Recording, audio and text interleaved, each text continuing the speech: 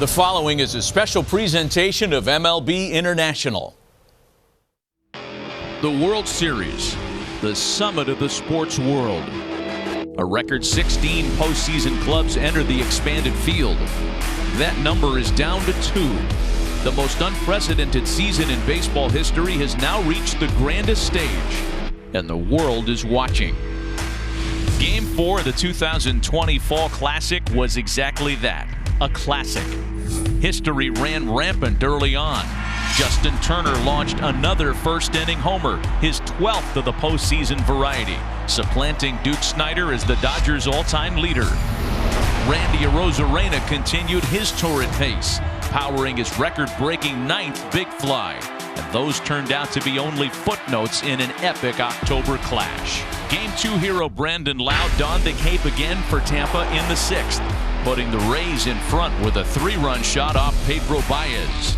After Jock Peterson gave LA back the lead, it was Kevin Kiermaier who made good on a pregame promise and muscled up to knot the score once more. The Dodgers had seemingly answered the bell for the final time in the 8th, as Corey Seager channeled his inner Luis Gonzalez, fighting off a run-scoring single to center.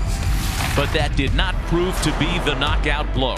Tampa Bay rallied off Kenley Jansen, and in one of the wildest October endings in recent memory, Brett Phillips, the unlikeliest of heroes, plated Randy Arozarena, who literally crawled the Rays back to even in this 7-game set. Clayton Kershaw returns to the mound in Game 5, looking to build upon the series opener and further exercise his playoff demons. The Rays counter with Tyler Glasnow, looking to grab the lead in the World Series for the first time. The action rolls on from Texas. Next.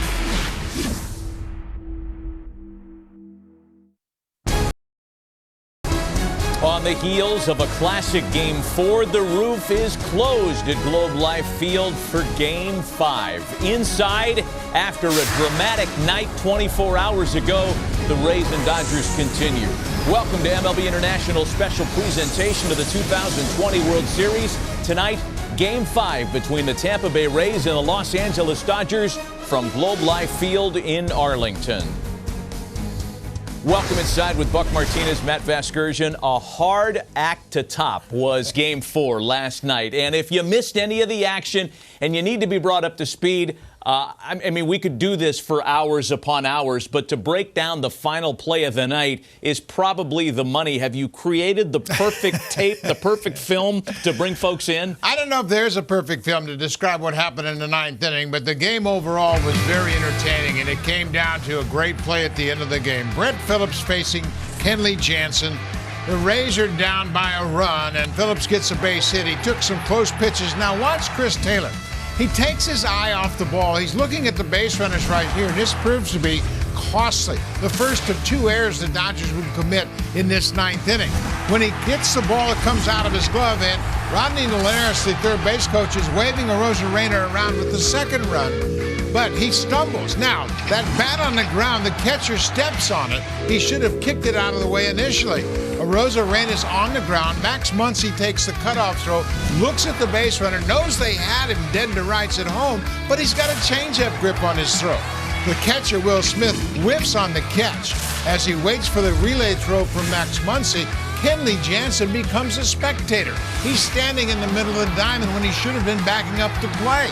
And by the time the ball gets away from the catcher, Arozarena crawls into home plate, slaps the plate with the game-winning run. Lots of things went wrong for the Dodgers right there, and they were just in disbelief, and Kenley Jansen stood in the field and couldn't believe what he saw unfolding. Fun little video game you created for everybody there. How unlikely a hero was Brett Phillips last night? This tells you everything you need to know. He'd gone 28 days without a hit. He'd gone the better part of 2.5 weeks without even having a plate appearance. Both are all-time records for a walk-off hit in a World Series game. He hit a .196 in the regular season. That's the lowest in Major League history by a player that's produced a World Series walk-off. Yeah, what a moment. He's a hometown hero. He went to high school 14 miles from the Tropicana Field and was a Tampa Bay Rays fan as he grew up. It's a rematch of Game 1 on the mound in Game 5 tonight. And in Game 1, Clayton Kershaw struck out a bunch. Tyler Glasnow walked a bunch. I can't imagine Clayton Kershaw being any better than he was in Game 1. 6 innings, 2 hits, a walk, and 8 strikeouts. He had a wipeout slider throughout his entire outing. On the other side of the coin, Tyler Glasnow, he's got to be more aggressive. He walked 6 in 4 1/3 and threw 112 pitches. He also gave the Dodger hitters too many pitches to see. Mookie Betts and Corey Seager both saw 19 pitches in each of their 3 plate appearances against Glasnow. It will be hard to top the emotion of Game 4, but the Dodgers and Rays are ready to give it a try. When we come back, the lineups and the opening pitch, Game 5, is next.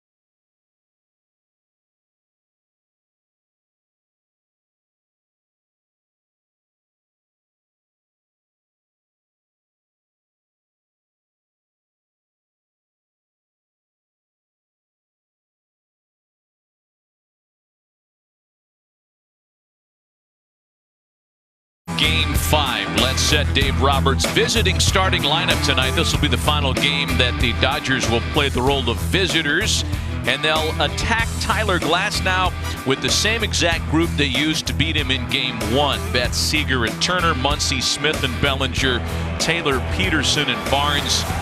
Dodgers, who led all the Major League Baseball in runs, homers, slugging, and run differential during the regular season, thought they had enough last night. Certainly you usually do think that when you score 6-7 runs. Was not to be the case, and Game 5 is underway. Tyler Glasnow's first pitch to Mookie Betts, a fastball off the plate. Well, Glasnow worked on Tuesday. He got the opener, 4 1/3, 6 earned runs on 3 hits. Control was his problem. 6 walks in that game in the eventual 8-3 Dodger win. You know, Matt, overall, I don't think he was wild. I just think he was too tentative. I think he gave the Dodger hitters just too much credit. Mookie Betts, as we mentioned earlier, had 19 pitches in his 3 plate appearances against Glasnow. I mean, that's just too much information for a hitter against one particular pitcher. Betts was quiet yesterday, unusually so, on a night when the lineup around him erupted. Mookie was 0 for 5. Left 3 base runners a night ago, struck out 1 time. It's good news, bad news if you're the Rays, right? Good news is you handled him. The bad news is a guy like that's due. And Right, it's sure 3-1. Yeah, we have talked about this. When Mookie Betts hits, the Dodgers win. He is now 1 for 19 in Dodger losses in this postseason. You keep him off the base, good things happen for you. Glasnow's fallen behind to start the ball game. 3-1 home to Mookie Betts. A full count now. You see that fastball is 98 miles an hour, and there's a little tail on it, and that's a natural tail on his fastball. It's a 4-seam fastball. but he doesn't try to cut it. It's just the way he throws his fastball. It's got that natural run away from right-handed hitters.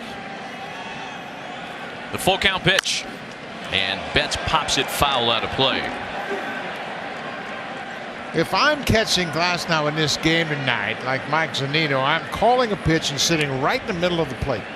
His stuff is so good, he doesn't have to locate it. He's just got to throw it over the strike zone. So don't ask him to be too fine.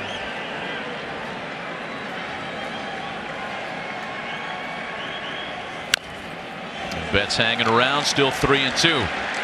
Well, in his postseason career, Tyler Glasnow's record fell to 2-4 as a result of the Game 1 loss. His ERA at 6.46 is the 6th highest of anybody that's had 30 postseason innings in their careers. Next 3-2. And Betts serves a rocket into left. Betts on his way into second with a leadoff double. It didn't take long for him to erase memories of an 0 for 5 last night. And once again, too many pitches. Take a look at Mookie Betts. When the Dodgers win, he is in the midst of it. 16 home runs in 52 wins and a .329 average. When they lose, he doesn't get on base, but he is on base with a leadoff double here in the first inning of this game tonight. And he is on base in front of the hottest Dodger hitter, Corey Seager, the two-time All-Star, 7 for 14 in the series after a 4-hit night yesterday. First pitch curveball is fouled off. Seager saw plenty of Glasnow Tuesday night as well. Drew 3 walks against the Rays right-hander. This entire Dodger lineup, if you're just helicoptering into the series, is exceedingly patient. They average just over 4 pitches per plate appearance. And Seager has a base hit into right. Renfroe's up and throwing. Throw will be cut off, and just like that, 2 at-bats into the night, it's 1-0 LA.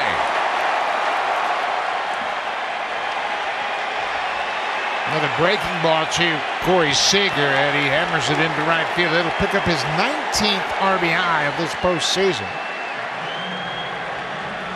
Boy, he's been swinging the bat great all throughout the postseason. That just got too much of the plate. About belt high out over the heart of the plate, and he rips it into right. Betts got a good break on contact and takes a peek at Renfroe, but they've got no shot at throwing Mookie Betts out at home.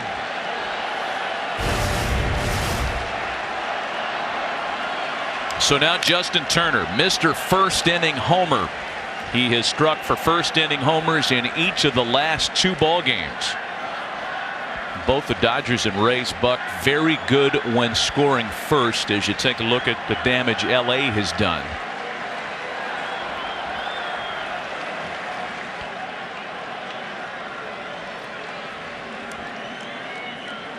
You mentioned this earlier in the series. The only Dodger to homer in 3 consecutive postseason games. A third baseman that was around there for a few years by the name of Bill Madlock, who was really good with a few teams. Yeah, that was way back in 1985.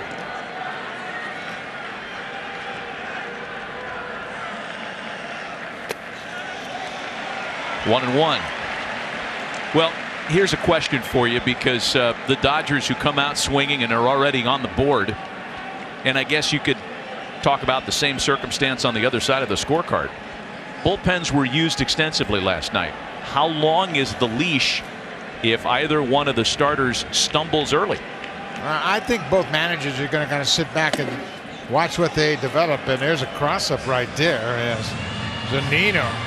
He expected to get a breaking ball, and you could see that ball, I think it just hit him in the mask without him getting leather on it. And now he says, "You okay?" Kevin Cash checking with his catcher, and he's like, "What's going on out here, boys?" Watch the catcher. He's going to expect a breaking ball, and he just barely deflects it with the glove. And I tell you what, that's a 100-mile-an-hour fastball. He did a remarkable job of just getting his glove up When you call a curveball with a guy that throws 100, your glove feels like it weighs 25 pounds. You can't move it fast enough. So it's a ball and 2 strikes, and Turner's rung up. I mean, it's really interesting how they would use a sequence of signs with nobody at second base. And take a look at Glasnow and what he throws. You're going to get a lot of 4-seam fastballs, and it's got tail on it. He's already hit 100 miles an hour with it. His curveball has got to be consistently in the strike zone as he threw it to Turner. He's got to be able to get that second pitch over to keep them honest and lay off that fastball. Here's a great hitter's perspective of that 12-6 breaking ball. Max Muncy now. He was 0 for 1 with a walk and an RBI that came on a fielder's choice play against Glasnow Tuesday night in Game 1.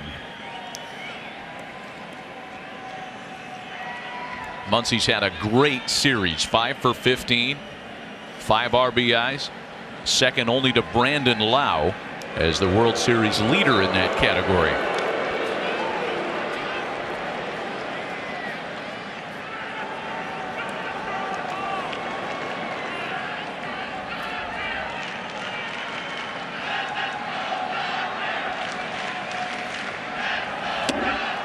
Good breaking ball in for a strike to put Muncy behind 0-2. Boy, that's a good sign for Glasnow that he's able to get that curveball in there for a strike early in this inning.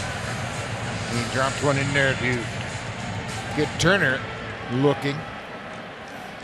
And he's really not trying to throw his best curveball. He's got a nice rhythm and a good release point on that curveball, and that's why he's been able to throw it for strikes.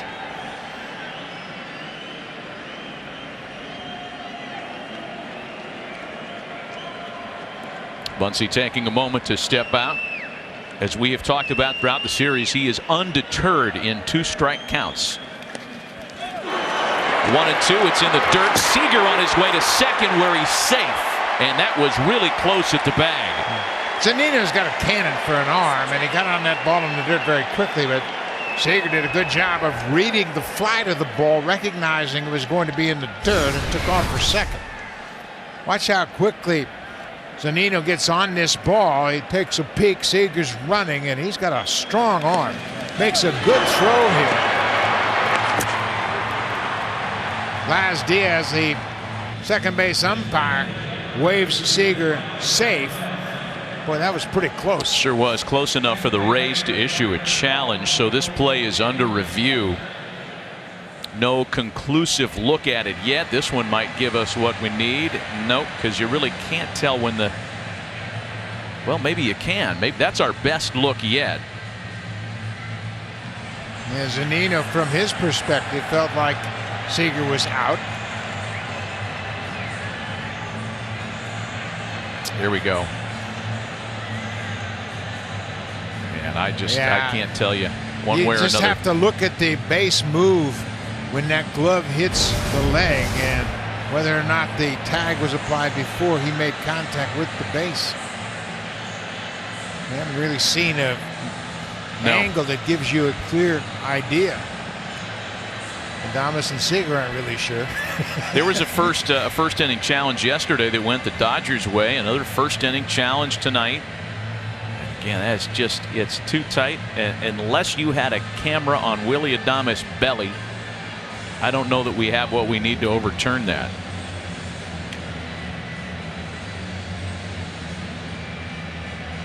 Watch the base.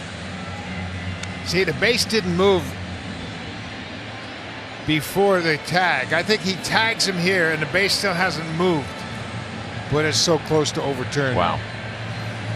Yeah, we are splitting hairs with all these looks that we've had. And it looks like we do have a decision. Call stands. It's just not enough there to overturn it. No, not at all. So it is a wild pitch charge to Glasnow that advances the base runner with one away.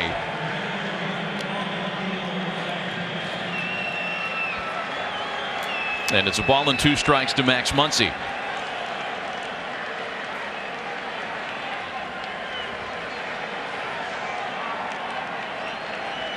From the stretch, the 1-2. Checked it. 2 balls and 2 strikes. We saw this last night with Muncy.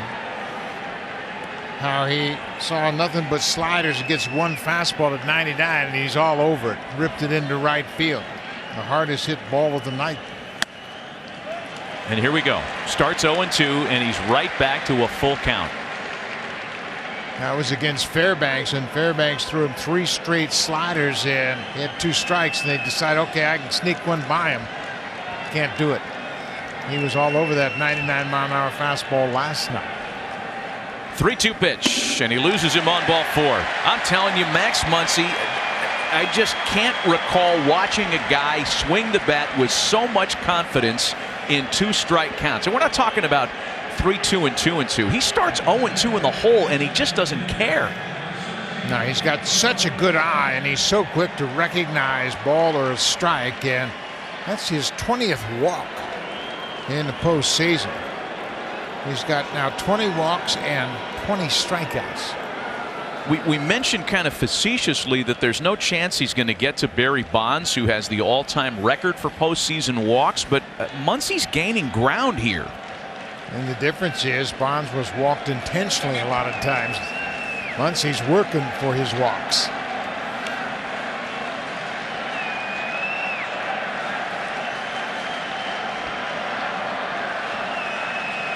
So the jam gets a little stickier now for Tyler Glasnow as he goes back to work on Will Smith. Smith delivered an RBI single against Glasnow in Game 1 Tuesday night.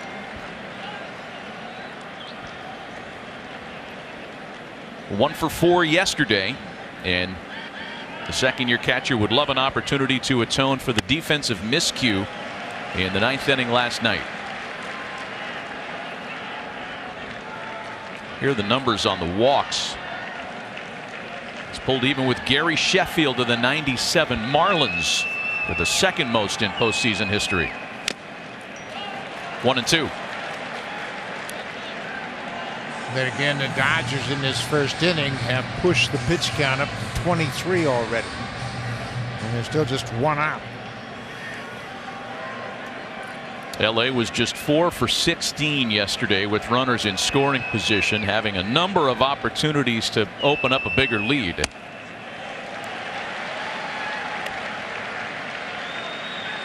Two and two.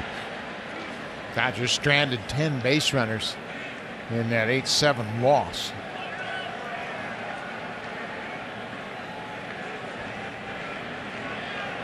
Two pitch home to Smith is swung on and missed. That fastball is lively as ever tonight for Glasnow. That's his second punch out of the game. Yeah, it runs up and away from Smith, and he chased it with 2 strikes. Late movement at 98, top of the zone. Difficult to put a bat on the ball. That was past Smith. He just blew him away with that heater. Big at bat here for Glasnow as Cody Bellinger seems to have his number. Hit a 2-run homer against him in Game 1. His 3rd career home run against the Rays right-hander.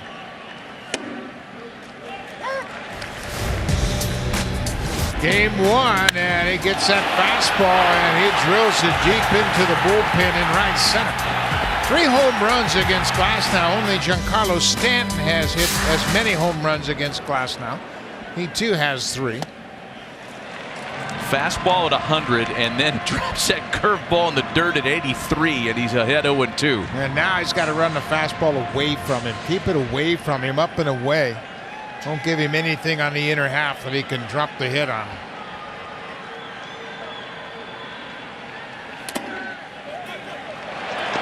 A fastball that gets away from Zunino, and Seager advances to 3rd.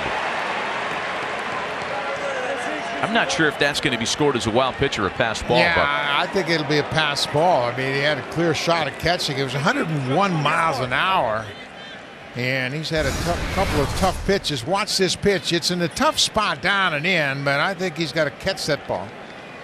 I mean, he knows what he's dealing with as far as the velocity from Glasnow, but he's just a little bit late going to the backhand. I'm going to write this down. 8:24 Eastern time on this date in late October. You said that it was a pass ball. That's smothered by Lau. He has no play. And Seager scores. And how big was the pass ball now? And Bellinger continues to come through against Tyler Glasnow. Boy, a couple of good base running plays by Corey Seager. He got the second base on a bang wild pitch and then moved to third base on the ball off of Zunino's glove.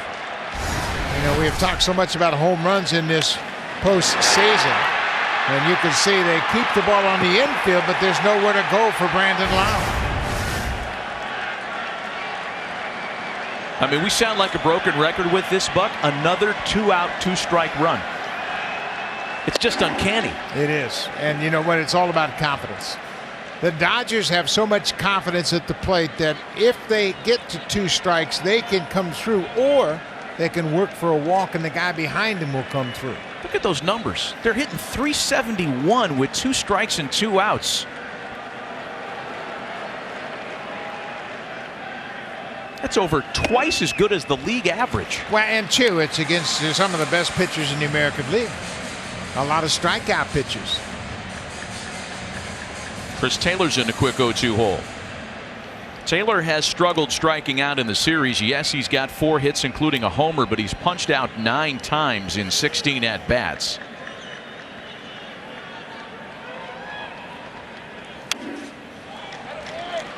But again, the big number for me is 32 pitches in the first inning. The Rays have a streak of 6 consecutive World Series starts of their starter not pitching 5 innings, going back to 2008.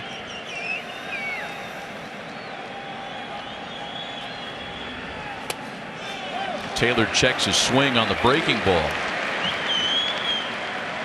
Earlier in the postseason, there was a lot of discussion about Glasnow's inability to command his curveball because of a thumb injury. It's something we clarified with Kevin Cash today before the game. He said the thumb is not a problem. Yet Glasnow has not been able to command the curveball. He does get a swing on it. Taylor strikes out. 3 strikeouts for Glasnow in the first, but more importantly, 2 Dodger runs. An early advantage for Clayton Kershaw to make his 2nd start of the series. After a half inning, it's already 2-0 LA.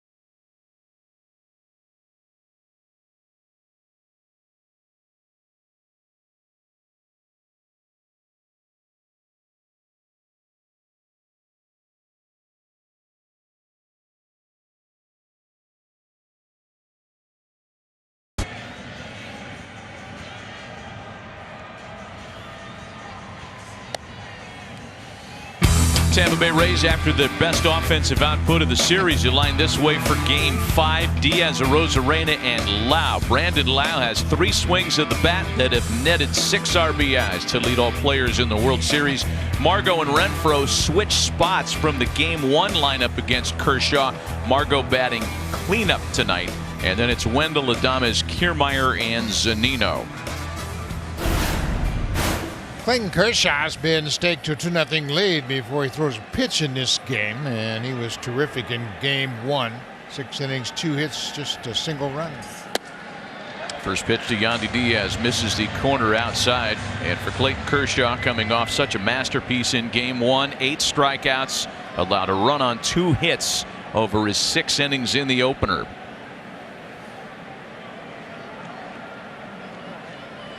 There are a lot of numbers to peel back tonight with Kershaw regarding second starts in a postseason series like the one he's making tonight, regarding his World Series history.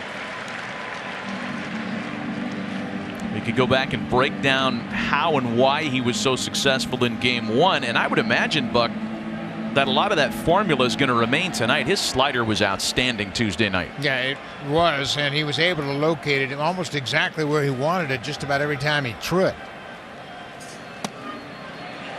In front of Diaz, 1 and 2. Yeah, that's the curveball. He didn't use an awful lot of curveballs, but when he's patient with it like that, he can drop it in for a strike and then use that slider. He'll throw that slider toward the right-handed hitter's back foot, and we'll get a lot of swings and misses on it.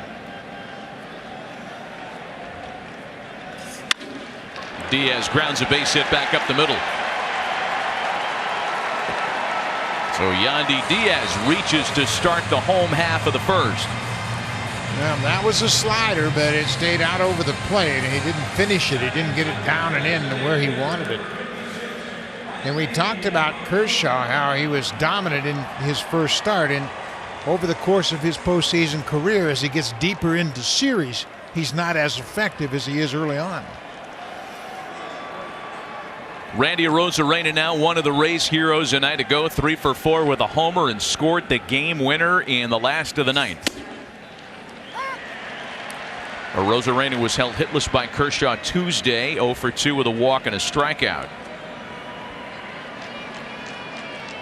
Remember the way that game started Tuesday night. It didn't look like Kershaw had his legs under him in that he allowed 2 of the first 3 batters he faced to reach safely. But once he righted the ship, there was nothing else to be yielded that night. Yeah, he struggled a little bit with his command in that first inning. He threw 20 pitches in the first inning and got just 1 swing and a miss out of 5 swings overall. But after the first inning, it was lights out. He allowed just 1 base runner. That was the Kiermaier home run. He would go on to retire the next 13, and now he's in front of Arozarena, 1 and 2.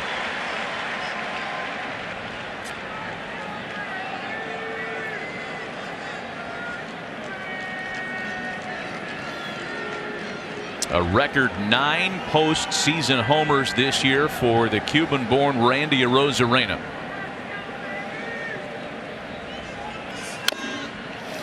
You know, and we have talked about the people that he has passed and now leads in home runs, and look at what he has done in this postseason. He's tied all time with a number of hits with Pablo Sandoval. Had that great run with the Giants. Extra base hits tied for second. Home run. He's first alone. Total bases. 5 3-hit games in this postseason. And coming into this World Series, he had a total of 84 regular season at-bats in the big leagues. Amazing. He's got almost as many postseason at-bats, 73, as he's had in his entire major league career in the regular season.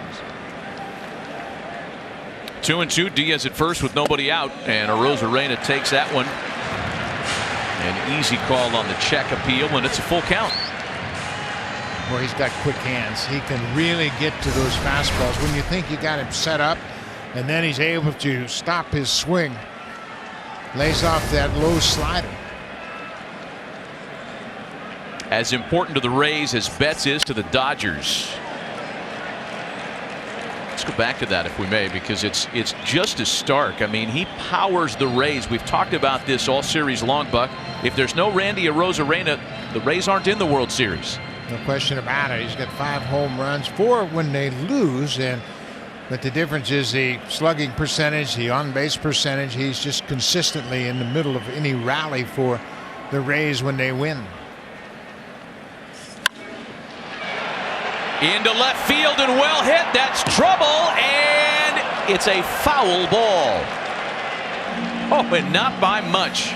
Boy, how quick did he get to that ball? And it was a defensive swing, but he's able to stay on it and just nearly hit another home run.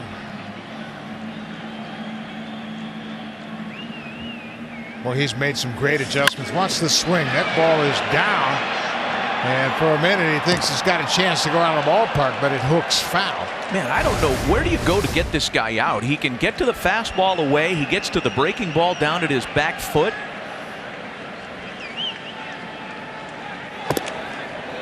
If you're cooking up a game plan for him, and I know it's going to be different based on right or left-handed starter, man on or not, but as a generality, where would you try to expose him?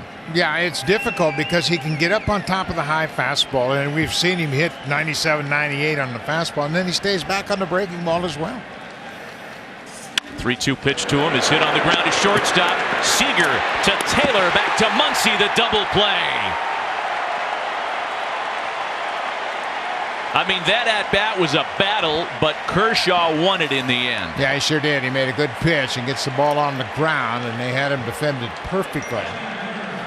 So he goes from just nearly hitting a 2-run home run to hitting into a 6-4-3 double play. Seager gets to that ball very easily, and once he does that, it's a textbook 6-4-3 double play. Taylor with the good pivot and strong throw from second.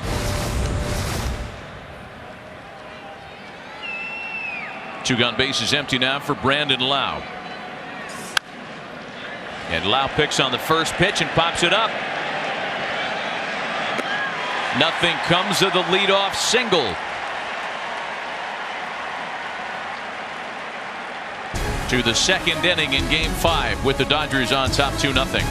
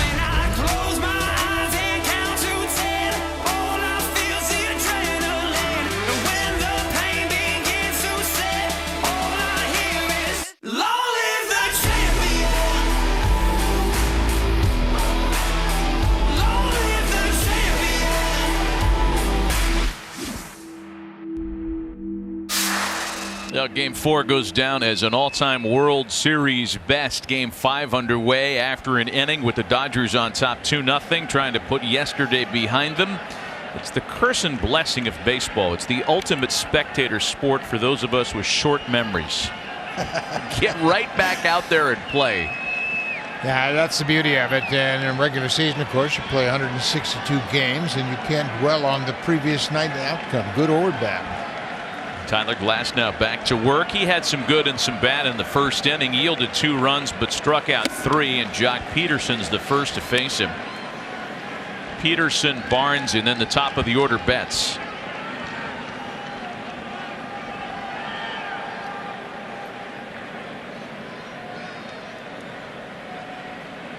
On Tuesday night in Game 1, Glasnow really carved up the 8 and 9 spots of the Dodgers order.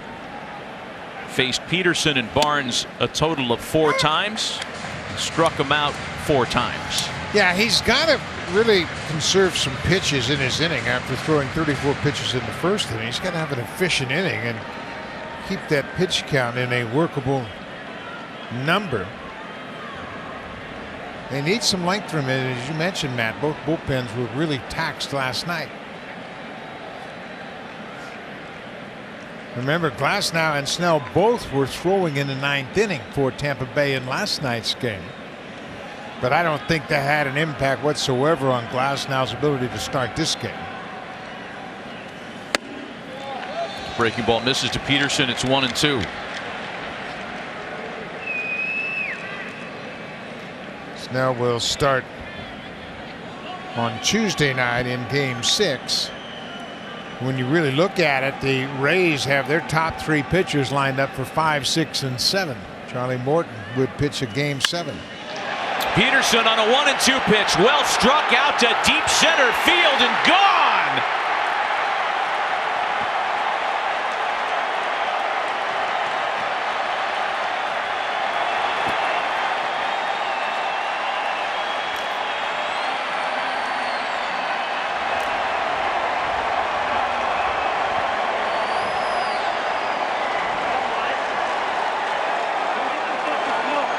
He hit 3 homers in the 2017 World Series. His first of this Fall Classic makes it 3-0 LA.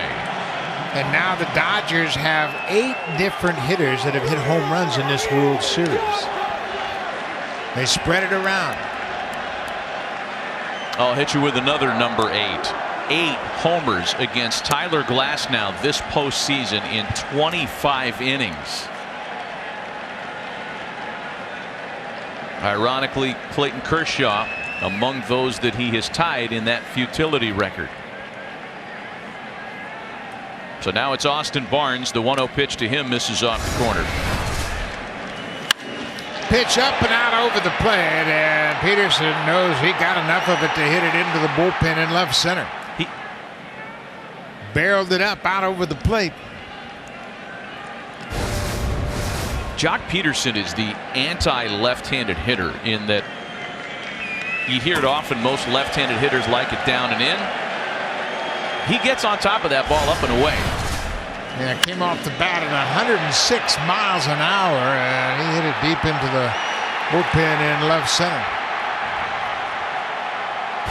So after the homer, Glasnow has fallen behind the number 9 hitter Austin Barnes 3-0. And he walks him on 4 pitches.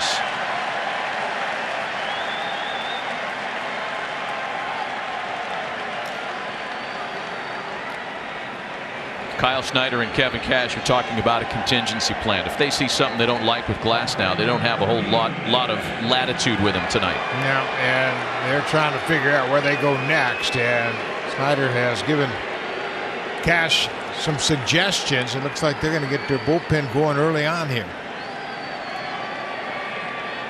Nobody throwing, but there are people walking around as we speak, and now it's Mookie Betts who opened the ballgame with a double.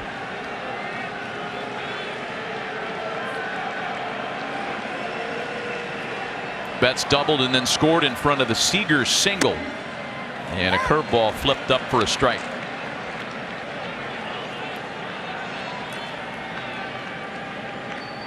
Betts was the one Dodger that had seen the most of Tyler Glasnow in the past. He was 3 for 11 for him entering game 1.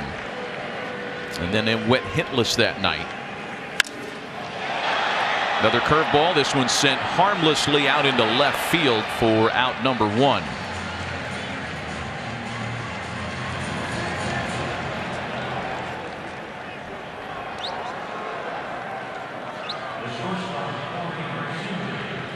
Kiermaier anchors a very good defense with Margot in left and Renfroe in right.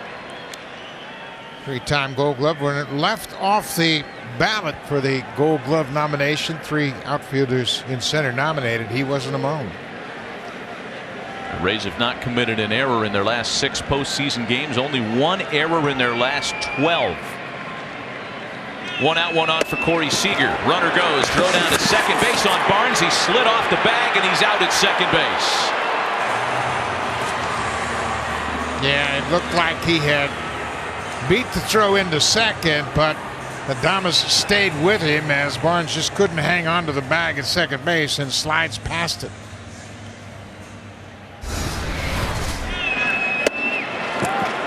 Watch Adames as he stays with the base runner, and he came off the base. He beat the tag initially, but then comes right off the base, and Adames says all infielders do now. They stay with that base runner. Keep the tag on him. 2 balls and no strikes to Seager, so a chance for Glasnow, thanks in part to the caught stealing, to wiggle off what looked like a wonky start to the inning. And yeah, Barnes clearly comes off the bag. 2 balls and no strikes. 3-0. He lost Barnes on 4 straight pitches. Yeah, you don't want to be throwing anything right over the middle on this 3-0 pitch. Well, he got away with one. Like Corey was taken all the way. That surprised me. Yeah. 3 balls and a strike to count to Seager, who singled in that first inning run.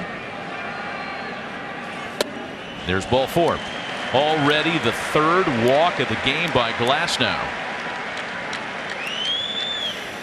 I don't think Tampa Bay can wait much longer. They were hopeful that Glasnow would be able to be more aggressive in the strike zone, but that hasn't been the case early on. I mean, with the pitch count being where it is, and you pointed it out in the first, they'd be fortunate to get 4 innings out of him tonight. Here's Justin Turner now. He struck out in the first. 8 for 19 in World Series play.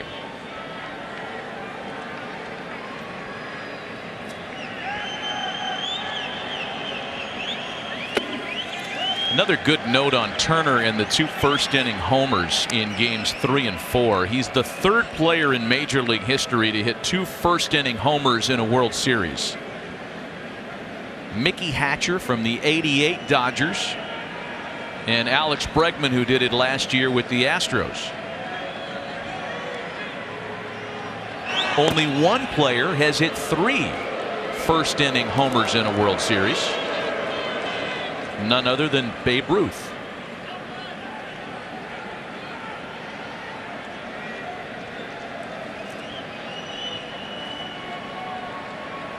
Ball and no strikes to Turner here in the second. In the air, out to left center field. Not deep enough to do any damage, and despite the homer and a pair of walks, it's just a 1-run inning for Los Angeles. Dodgers off to a high-flying start, scoring in each of their first 2 innings after an inning and a half. 3-0 LA.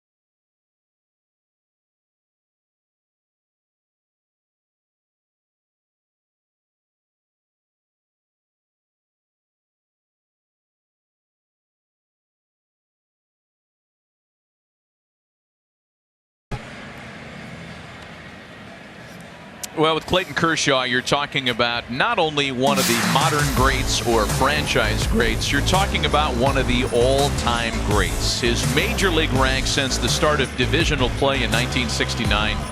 Best winning percentage, lowest ERA, top 5 in Ks per 9 and Ks to walk ratio, and the best whip in baseball. And it goes on and on and on here, Buck.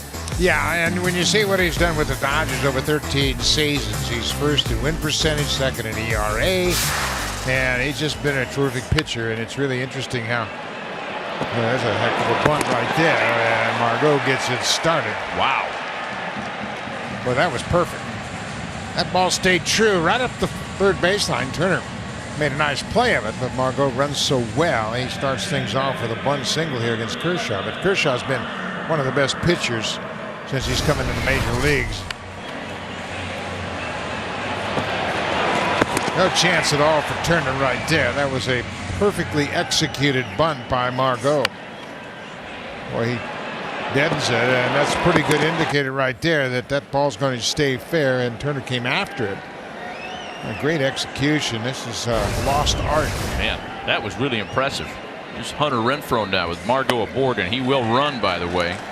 12 stolen bases during the regular season.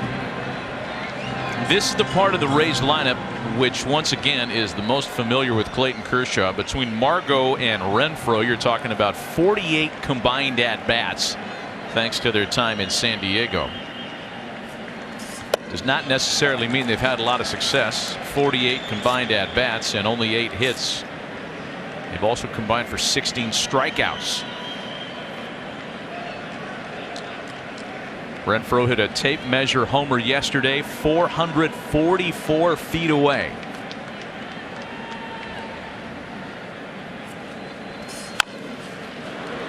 That one not as far. Kershaw thought about second, but is satisfied with the out at first. Yeah, he made a good choice right there. It was going to be a difficult throw for him, as he really didn't have time to set his feet and make a throw to second, and plus factor in the speed of Margot. He'll take a look at second base, and it was going to be a challenge for him to get his feet on the ground and then make an accurate throw. So he wisely decides to take the sure out at first base and concede second to Margot.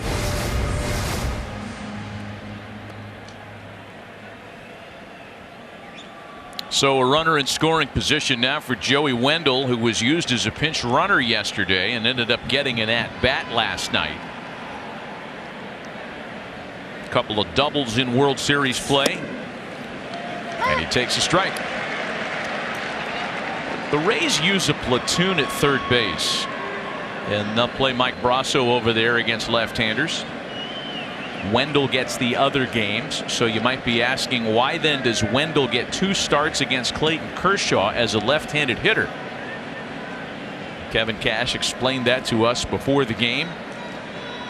They just think Wendell is that good a player, and they have Kershaw as a bit of a reverse splits guy. Yeah, he's not really dominant against lefties. It's kind of equal, so there was no real platoon advantage. And you see what Wendell does. He hangs in there against lefties for the season. Doesn't have a whole lot of power against him, and in this World Series, in the postseason, he's 2 for 12 against lefties. To your point, Kershaw has done good work against right-handers this year. A few more homers, but a sub-200 batting average. 0-2 the count to Joey Wendell.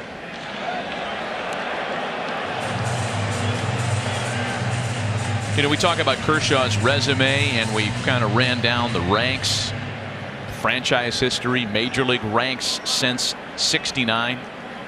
The one thing that's missing, of course, is the World Series ring. He's one of 10 pitchers who've won 3 or more Cy Young awards, but he's the only one in that group that has not won a World Series. Boy, it's quite a group, too, when you look at the names on that list. Clemens with 7, Randy Johnson, Steve Carlton, Hall of Famers, Sandy Koufax, Pedro Martinez, Jim Palmer, and the late Tom Seaver. And Kershaw's the only one on that list still looking for that ring.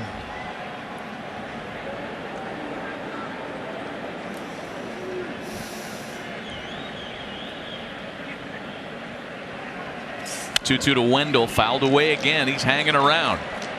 Kershaw's made a couple of real good pitches to the inside part of the plate, and obviously a left-handed hitter like Wendell's got to be thinking that slider's coming at some point. Willy Adames waiting on deck with the runner in scoring position and one away.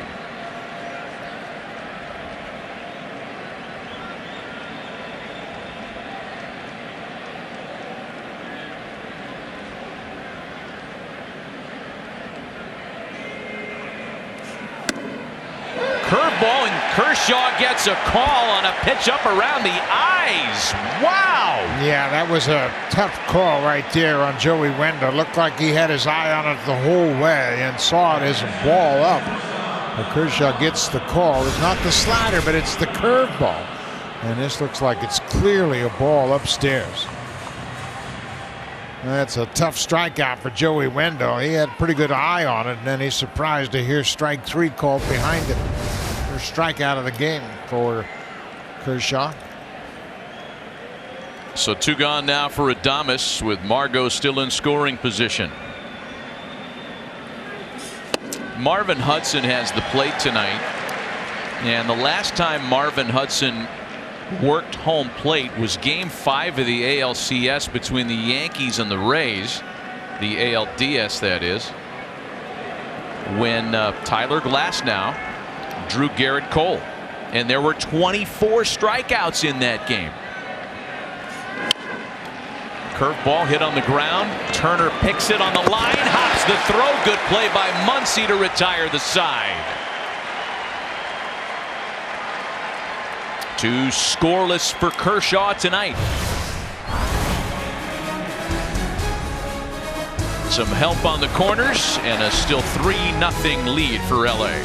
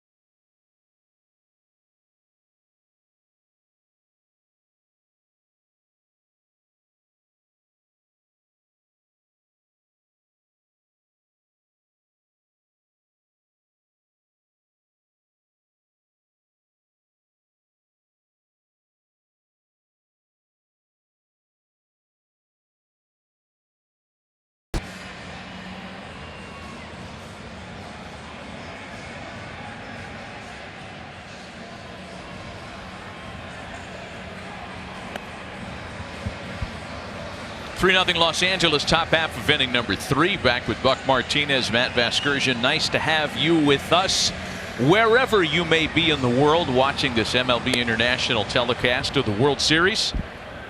Dodgers get 2 in the first. RBI singles by Corey Seager and Cody Bellinger. They counter with another in the second on the Peterson homer. And they'll look for more here in the third with Max Muncy leading things off.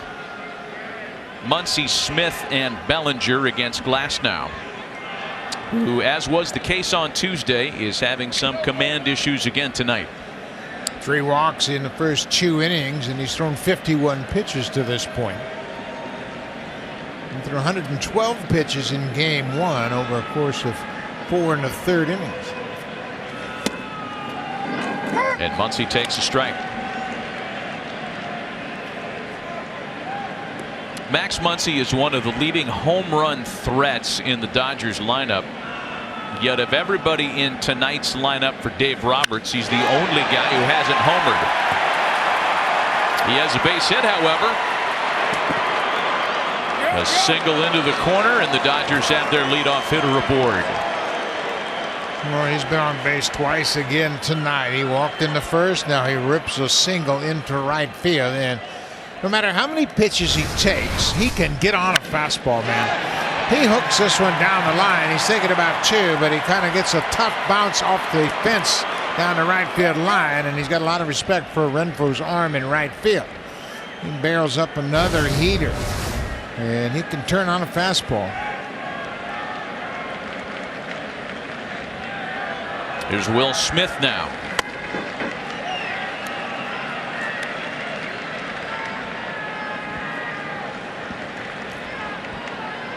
Dodgers have put their leadoff hitter aboard in all 3 innings they've opened against Glasnow tonight. That includes, of course, Peterson's leadoff homer in the second. 2-0. And now we've got the Rays bullpen getting busy in earnest. Jackets coming off. Bullpen catcher's gear going on. A shortening leash for Glasnow tonight. 2-1. Yeah, obviously you're not going to wait a long time, and that looks like Ryan Thompson as he'll start to loosen up for the Rays. Well, he's been effective in short bursts for them in the postseason. Man, the short start, it just makes it so hard to cobble together 9 innings. Considering the use the last couple of nights in particular. 2-2 now to Smith. And for me, it's been the curveball location for Glasnow that has betrayed him. And if a 2-pitch pitcher doesn't have command over one of his 2 pitches, he becomes a 1-pitch pitcher, and that's trouble. We know what happens there. No matter how hard you throw, when hitters worry about just 1 pitch, they're going to catch up to you. 2 balls and 2 strikes. He just hasn't had that big, heavy hammer that we've seen him and that we know he's capable of. He just hasn't had it tonight. 2 balls and 2 strikes, the count to the catcher, Will Smith, who's DHing tonight, by the way. Muncy at first with nobody out.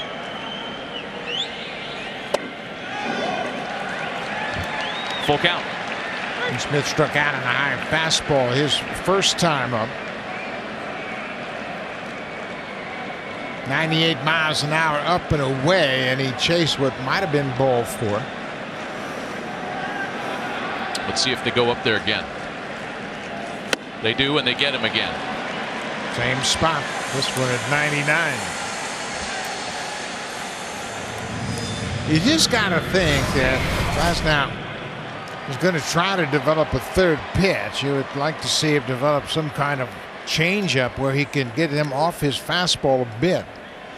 But that's always been a challenge for pitchers. That changeup has always been an elusive pitch for a lot of different pitchers. But boy, it can be a heck of a weapon. Here's Cody Bellinger now. Bellinger singled in a run with 2 out in a 2-strike count in the first.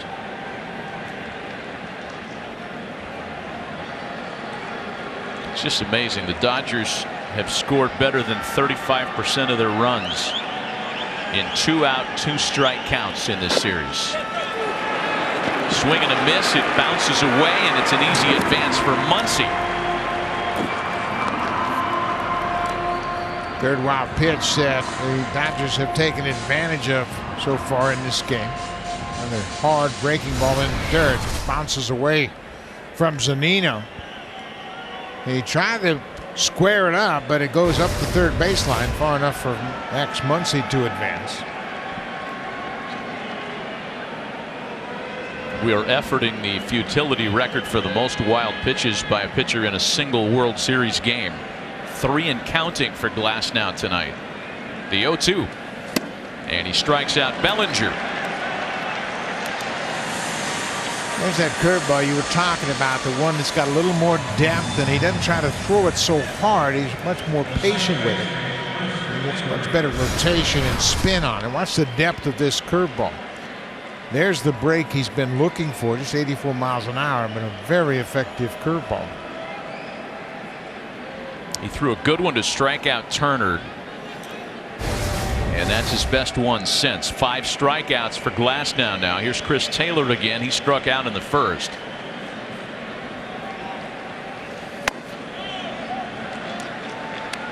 He has really kept Mike Zunino on his toes tonight.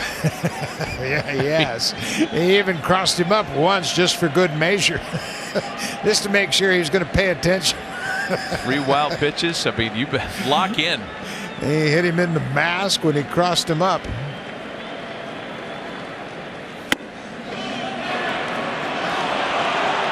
Swung the bat on the appeal. It's 1-1 to Chris Taylor.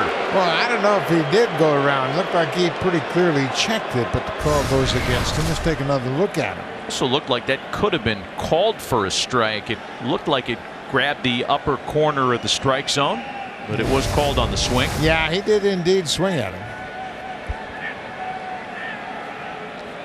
Glasnow trying to strand the leadoff single. Another fastball that sails high.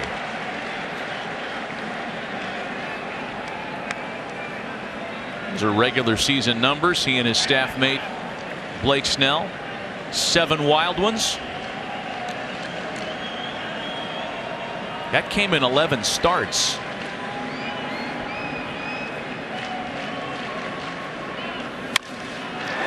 Taylor sharply hit to second for Lau. Well, despite another wild pitch, which, by the way, is a World Series record 3rd from Tyler Glasnow, it's a scoreless inning, still 3-0 LA.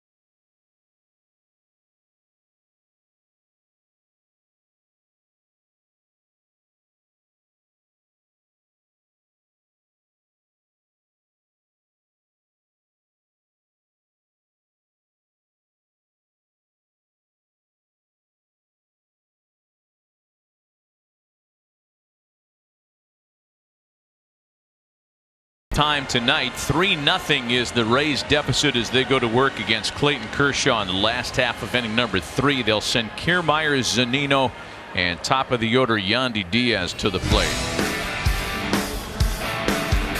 Kiermaier, he had a tough night going last night. He struck out in his first 2 at-bats, and then he squares up a Baez changeup, and that tied the game. once again. And Kiermaier, he's got some power. He has a tendency to overswing, but, you know, he got hit in the hand in the championship series, missed a couple of games, and that hand's probably not 100% yet, so he's probably just taking a nice, relaxed swing, and that ball jumped off his bat last night. First pitch to Kiermaier here after homering against Kershaw Tuesday. It's fouled away. Yeah, the homer yesterday was fun in terms of the reaction. This was before the game. His wife and son, hey, I'm going to hit one for you. Son said, yeah, just like that, Dad. Have another grape. You talked about his being hit in the hand as he falls behind Kershaw. I love Kevin Cash's comments with us earlier today when he admitted that, you know, when Kiermaier's feeling perfect and strong and healthy, he's not as good of a hitter. It's when he's a little dinged up and he doesn't try to do as much when he's effective. Yeah, and it's really interesting, and obviously Cash knows Kiermaier very well, and he says when he's get hits by a pitch here in this series by Paredes of the Astros, he missed a couple of games, and he's fortunate he didn't suffer a more significant injury. But he's always been one of those guys that when he feels great, he thinks he can hit everything. And he knows he's not exactly 100%, so he cuts his swing down, has a better swing. He's got a pretty swing from the left side. Oh, he sure does. Real fluid swing. And when he squares it up, he can hit a long way. He's got that old classic Charlie Lau, Walt Hriniak one-hand release. Big follow through. He's an awfully good player. A ball and 2 strikes. Top back to Kershaw. Barehanded. Knew he had to hurry, and it's not in time. Well, this is one thing that you see every single time Kevin Kershaw hits the ball on the ground. He gives you everything he's got up the line, and this time he's rewarded with an infield hit. He really explodes out of the box. Kershaw does all he can, but it's too late. Kiermaier passed the bag in time. Watch how he accelerates up the line. I mean, no focus on anything other than beating that throw to the bag, and he does. Well, he can really run. So the Rays, like the Dodgers, have put their leadoff hitter aboard in every inning tonight. Here's the catcher, Mike Zunino.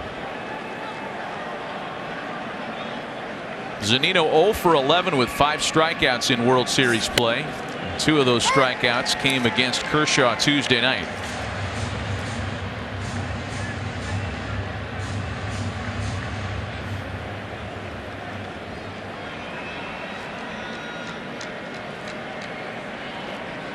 Three leadoff singles, 1 a bunt single, and then the infield single you just saw from Kiermaier. The only one that was well struck was Yandy Diaz's ball to start the ballgame. Yeah, Diaz hit a slider right up the middle for a leadoff single. He was erased on the double play off the bat of Randy Arozarena. Zunino, we talk about all of the problems he's had in the World Series, 0 for 11, but he's got some power. He's hit 4 home runs in his postseason.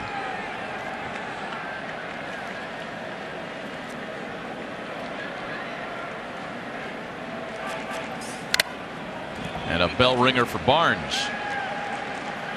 This is a Rays lineup that through the first 3 games of the World Series combined to hit 206. Last night in game 4, their biggest night yet, 10 hits and 34 at bats.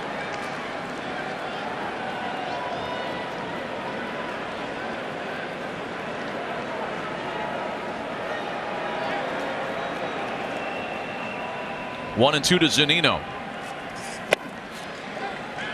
We should also mention tonight, Buck, that the Rays have changed the uniform combination around tonight. The light blue top with the white pants, and dressed like this, they are 6-0 this year with 3 walk-off wins. Yeah, they changed their uniform. They had a navy blue top early in this series that be part of their alternate uniform selection.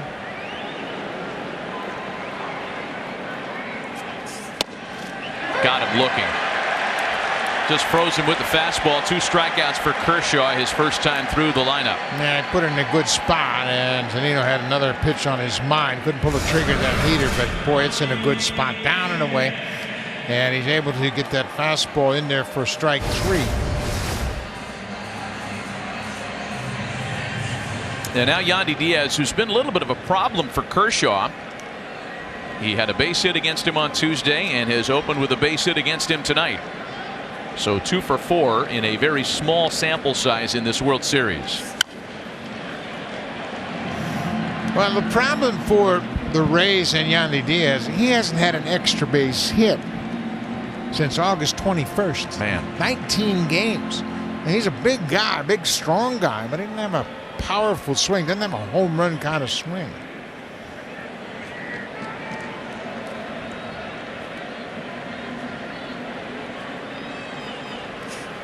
He was acquired by the Rays in December of 2018 as the winter meetings were wrapping up.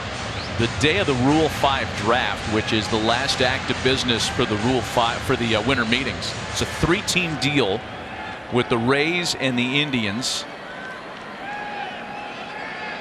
And now I can't remember the third team.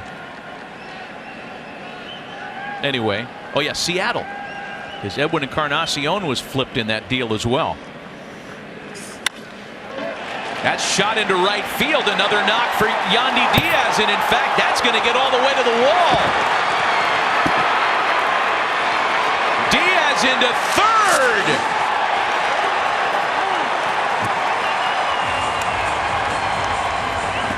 Now, we'd mentioned no extra base hits since the 21st of August, and he has stopped that streak. He's 2 for 2 tonight and picks up an RBI as Kiermaier scores all the way from first. But that's his approach, man. He hits the ball to right field with authority. And it took off on Mookie Betts. He kind of took a flat angle to the ball and couldn't cut it off. He was trying to get over and cut it off and keep Diaz to a single, but you can see how shallow his route is. It gets past him and goes all the way into the corner. That's going to allow Kiermaier to score, and Diaz ends up at third base as the throw was offline. But Mookie Betts can't cut it off. And here's Arozarena now. Is that do you hang an error there? Is that double error or is that a triple all the way for you? Oh, that's a triple. He just took a bad route to the baseball. Should have gone a little bit deeper and cut it off.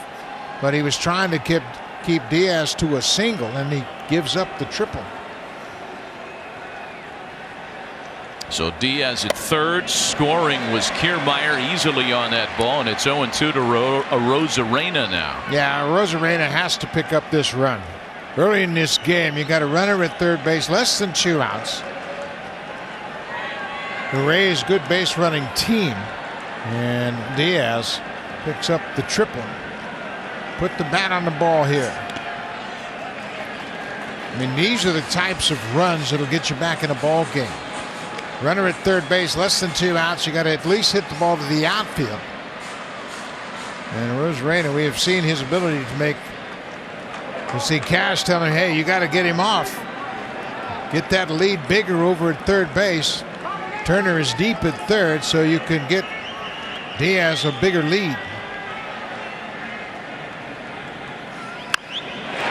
And Arozarena comes through with a base hit into left field.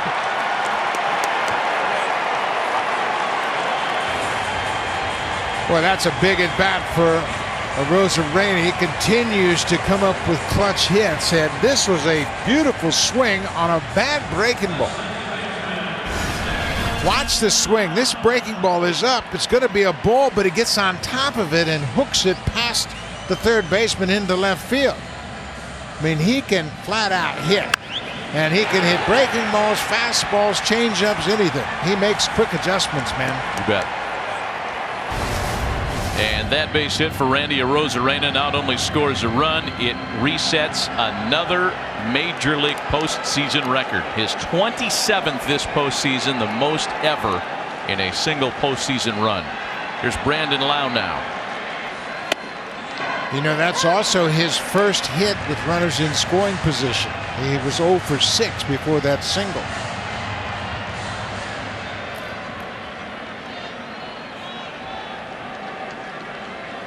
A 3-2 Dodger lead.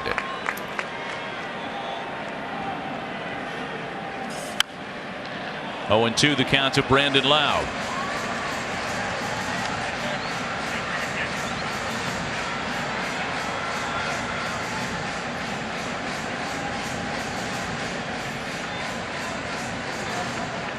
You know what? Kiermaier's little tapper out in front of home got it started.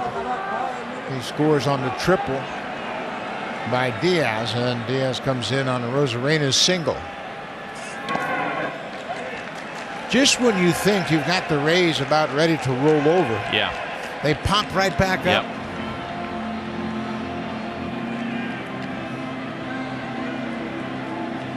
They're like a bomber. You keep pushing them down, and they keep popping up. Whack-a-mole.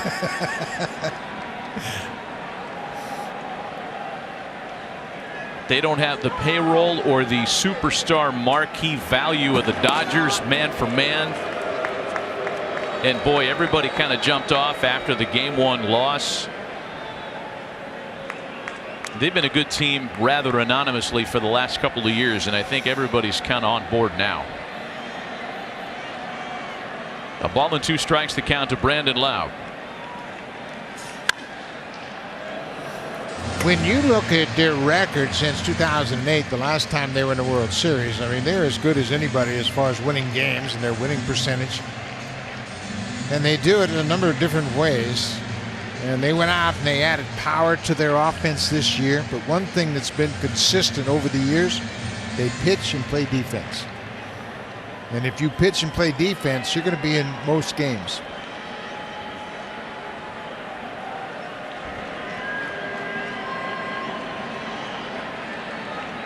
Ball and 2 strikes the count to Brandon Lowe. Barnes setting a wide target. They miss upstairs. And notice how Kershaw is changing location a lot. And that is something that didn't happen yesterday when Pedro Baez faced Brandon Lowe. And Lowe swatted that big score flipping 3-run home run.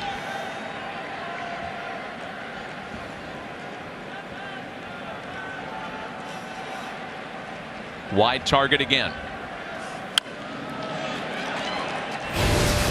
Well, this is what you're talking about, Matt. Against Baez in Game 4, everything was away. The changeup's away. He kept everything away, and there's a fastball he missed away, and finally he gets one in the strike zone. But every pitch was on the outer part of the plate, so Lowe didn't even have to be aware of anything inside. And that has been his kryptonite, the high fastball, and anything up and in the strike zone has been tough for him.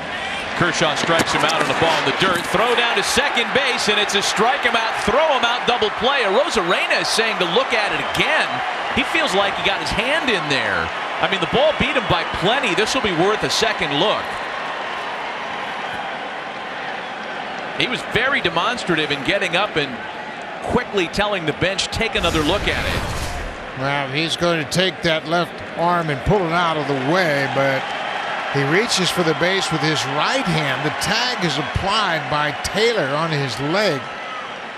And he reaches the base. Boy, he's safe. He's safe. He is absolutely safe. And he's quick to react as he takes that left hand away from Taylor, reaches for the base with his right hand, and he is there before the tag's applied. I'm amazed that they didn't challenge this, Buck. They'd have won that one. Wow. 2 in the Tampa third of 1-run game.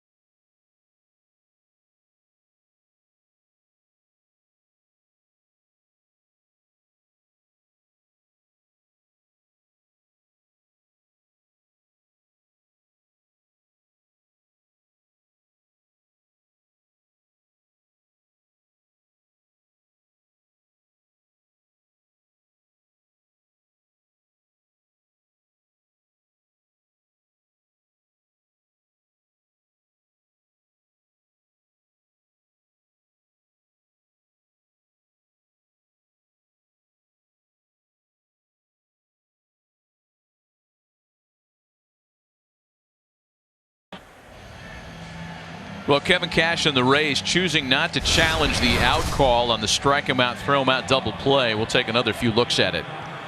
Watch the glove of Taylor and then the right hand of Arozarena. Well, there it looked like he tagged him on the shirt. Man, is that close. It is very close, but the Rays never felt confident that this would be overturned, so they chose not to challenge the call. But watch how the glove touches Arozarena's jersey right there before the hand is on the base. That's a great shot there. Upon further review, that was the right choice. I mean, every once in a while you throw caution to the wind and just do it anyway. But the Rays want to hang on to that challenge for perhaps a better moment. Third inning. Jock Peterson leads things off against Tyler Glasnow in the second. Homered on a 2-strike pitch leading off the second inning. Here he is leading off the fourth in a 1-run game. In the loss last night, the Dodgers had the lead 3 different times. And now it's a 1-run game after they had a 3-0 lead. 0-2 to Peterson. Take you back to the second. Jock Peterson gets a fastball up and away, and he hammers it deep to left center, 428 feet away, and it jumped off the bat at 106 miles an hour. That gives the Dodgers 8 hitters that have homered in this World Series. StatCast powered by Google Cloud. 0-2 to Peterson. Popped him up.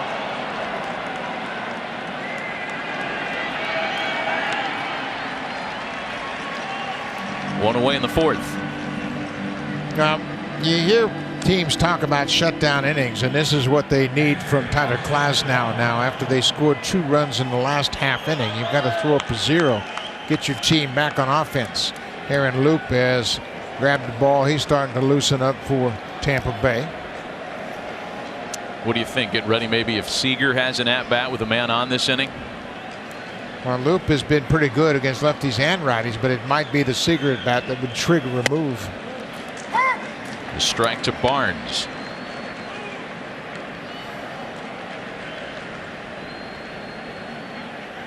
You mentioned the lead changes yesterday. Really an amazing turn of events when you consider there wasn't a single lead change in games 1, 2, or 3 of the World Series, and then a bunch of them yesterday that all came after the 6th inning. And just when you think you got this game all figured out, back and forth. That's a good curveball. He seems to have found that here second time through the order. A ball and 2 strikes now to Barnes. Very patient with his delivery here, and he gets the desired result. Nice breaking curveball right at the bottom of the zone. Barnes walked in the second. Then he tried to throw a better one and threw it in the dirt. Don't throw a better one, just throw the same one. But pitchers oftentimes will do that. Now I'm going to give you my best curveball, and then it bounces in the other batter's box. Had no effect at all.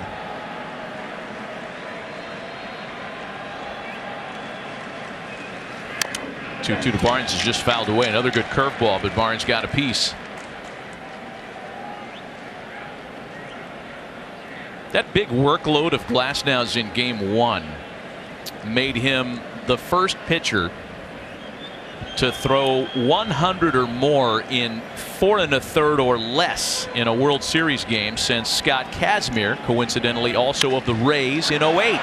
And Barnes on a 2-strike pitch sends a ball out to right. Renfroe handles, and there are 2 away.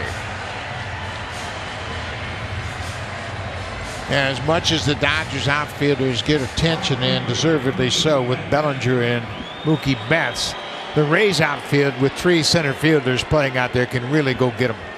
And with the arm in left of Margot, the arm in right of Renfroe, and Kiermaier, a Gold Glover 3 times over, they've got a heck of an outfield. Here's Betts now. He doubled and scored in the first.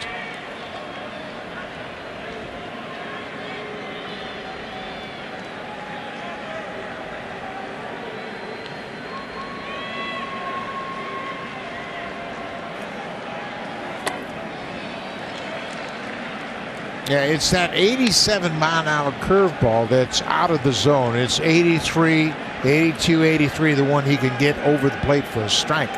He tries to throw it a little bit harder. It's not effective. 1-1 the count to Mookie Betts. Jock Peterson is homered for LA, and there's a lot of meat left on the bone here in Game 5. The Dodgers have a major league postseason record alive and well tonight. They have 2+ homers in 7 straight postseason games. It just missed upstairs, 2-1. Glasnow didn't think it missed. You could tell by his reaction. He expected it to be called a strike. A much higher strike was called on Joey Wendell earlier in the game. 3-1 to Betts now.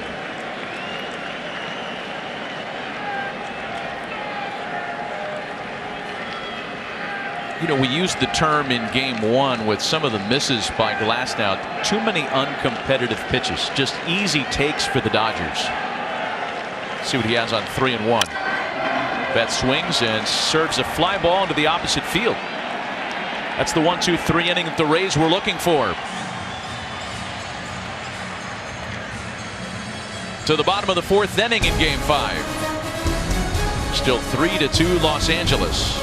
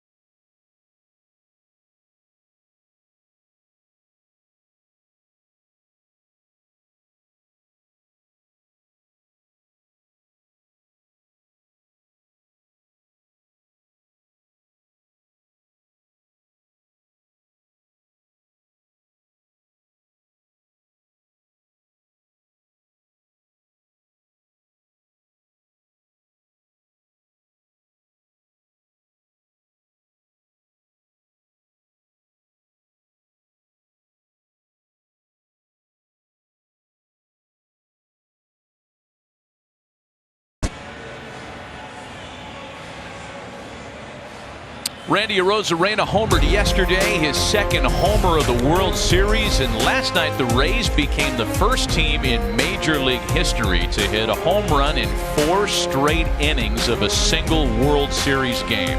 Arozarena got it started. Hunter Renfroe went deep to left field, and Brandon Lau hit his 3rd opposite field home run, and Kevin Kiermaier took Pedro Baez deep. First team in Major League history to hit a home run in 4 straight innings. And they have hit more home runs in this postseason than any other ball club in the history of the major leagues, 33 to this point. Manuel Margot, Hunter Renfroe, and Joey Wendell against Clayton Kershaw in the 4th. Rays broke through for 2 against Kershaw in the 3rd.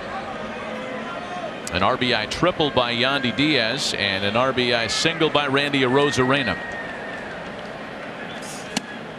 Margot bunted for a single to open the 2nd inning, and he's trying to make it 4 straight innings where the leadoff hitter has reached safely against Kershaw.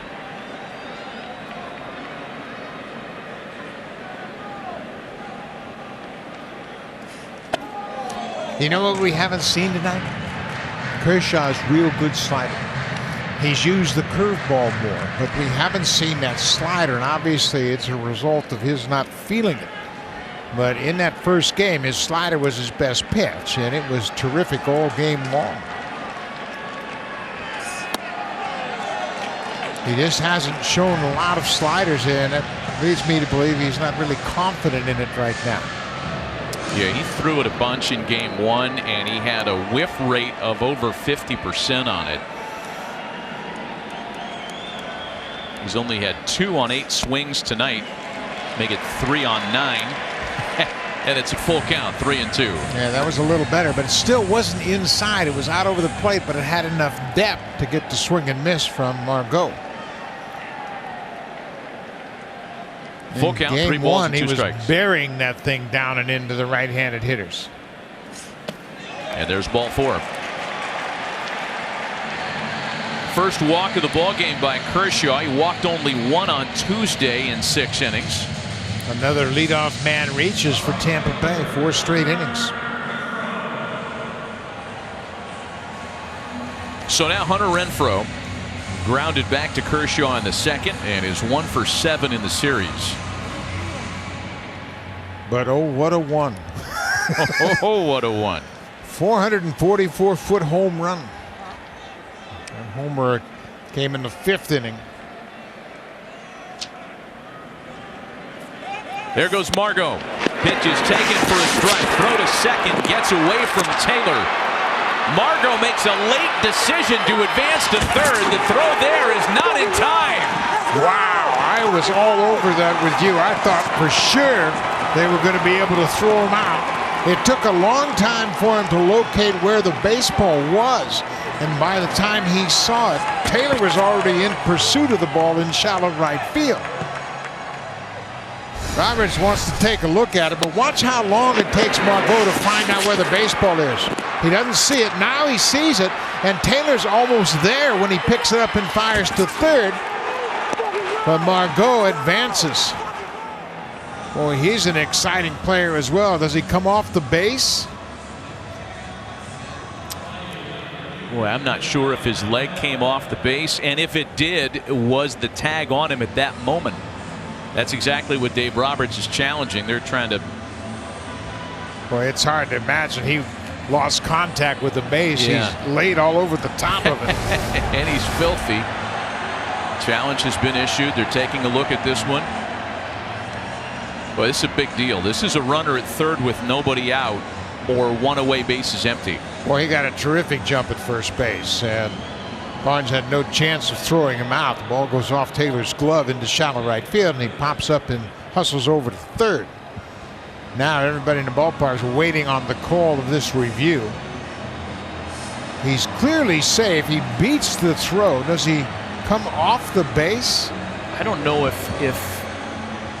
see, man, this is semantics. Yes, this it is is. replay semantics. And to your earlier point in the series, Buck, not in the spirit of the original rule. Yeah, he beat it clearly, and then his momentum takes him up, and whether or not he lost contact with the base while the tag was applied, I mean, that's splitting hairs. Yeah. I mean, worth the challenge for Dave Roberts for sure, because as we mentioned, the difference is runner at third, nobody out, or 1 away, bases empty.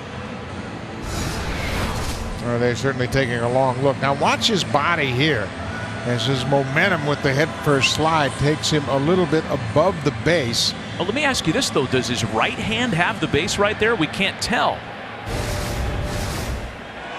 Call is upheld.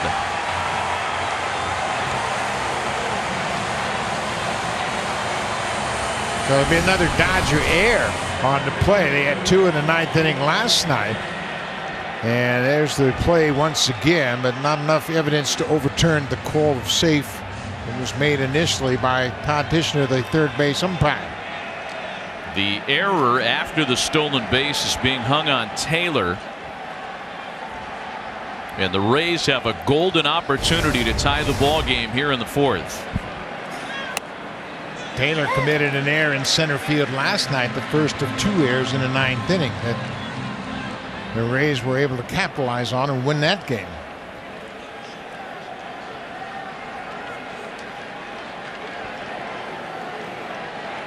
0-2 the count to Hunter Renfroe. Wendell next. Runner at third, nobody out.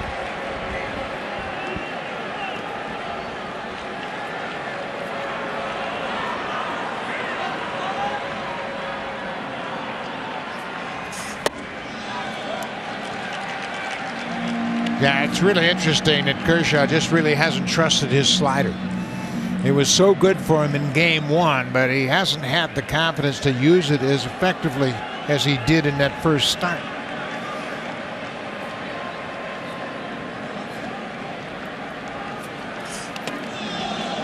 There's one that he buries. You're right. It's just not as clean. It's not as effective as it was Tuesday night. And we thought it was hard for him to replicate the effectiveness of that outing. 6 innings, 2 hits, 1 walk, and 8 strikeouts. He's got a walk and 3 strikeouts to this point in the game tonight.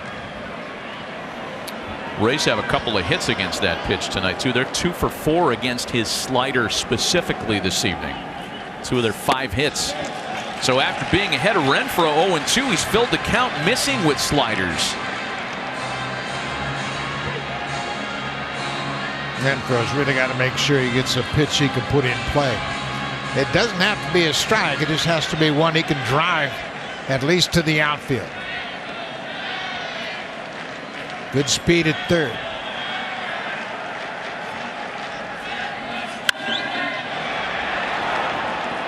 Still a full count.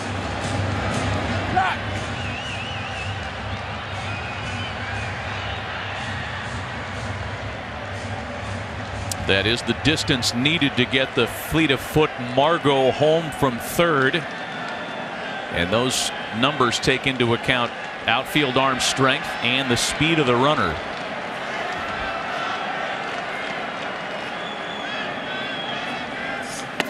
And there's ball 4. Wow. Now the slider hasn't been a factor for Kershaw to this point. Boy, that's back-to-back walks, and that one is really striking as Kershaw was in front of Renfroe 0-2.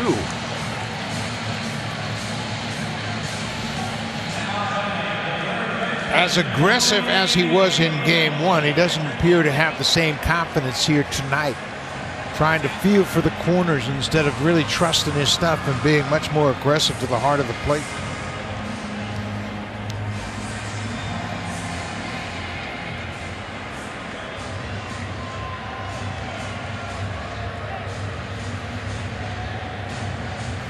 We mentioned Wendell called out on a bad call. A high curveball got him his first time up.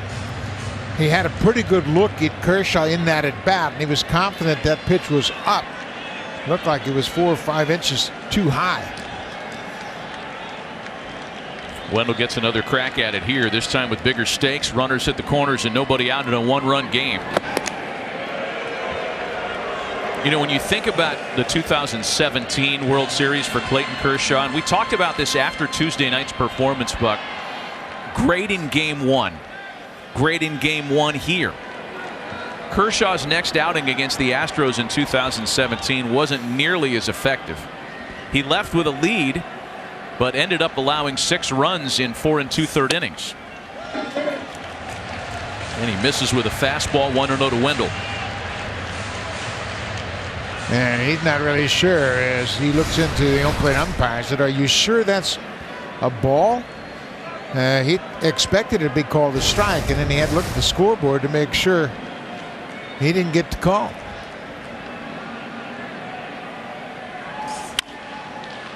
And Wendell sends a fly ball just out of the infield and certainly not deep enough to score Margot. Man, is that a big out.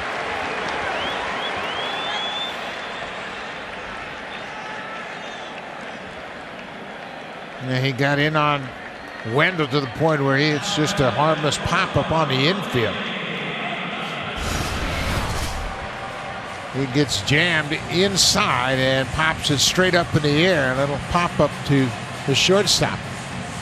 And now the double play becomes a issue for Kershaw. Willie Adames hit a sharp grounder to third base, and he was thrown out by Turner, his only time up. Kershaw has handled Adames, struck him out twice on Tuesday.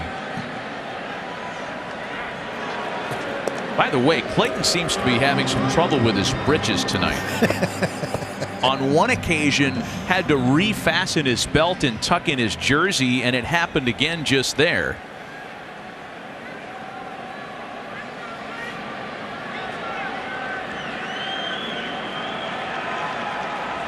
Two walks, a stolen base, and an error in the inning. And the first pitch to Adames is fouled away.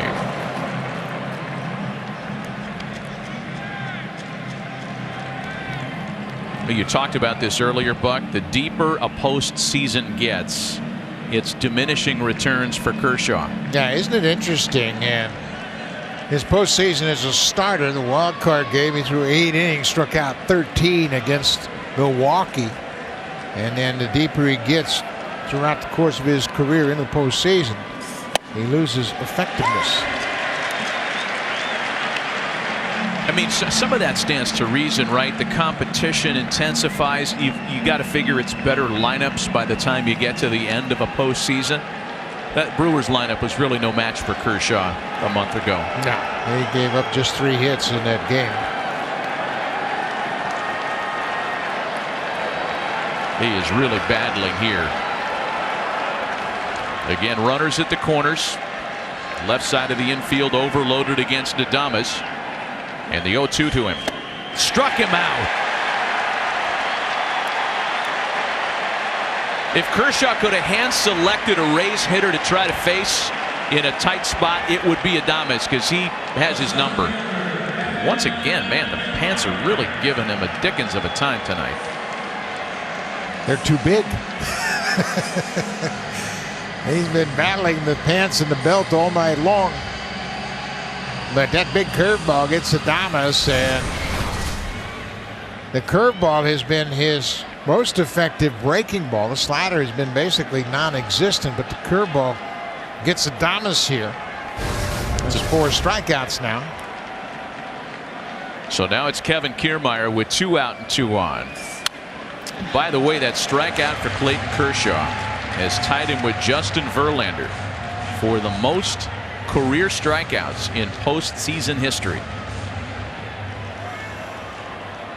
Earlier in this postseason, he passed John Smoltz, and now he is tied for the most strikeouts in the postseason. Here comes the runner. Throw to the plate is in time. Margot tried to steal home.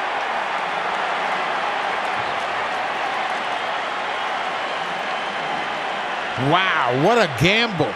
Margot had a stolen base after a leadoff walk, went to third on the air. Matt Kuchar, the bench coach, checking with the video room, see if they want to challenge him. And he just takes off. Kershaw with that big high lift, and he gets in there, and I don't know that Margot ever touched home plate. Kershaw steps off and fires home to Barnes, who puts the tag on Margot.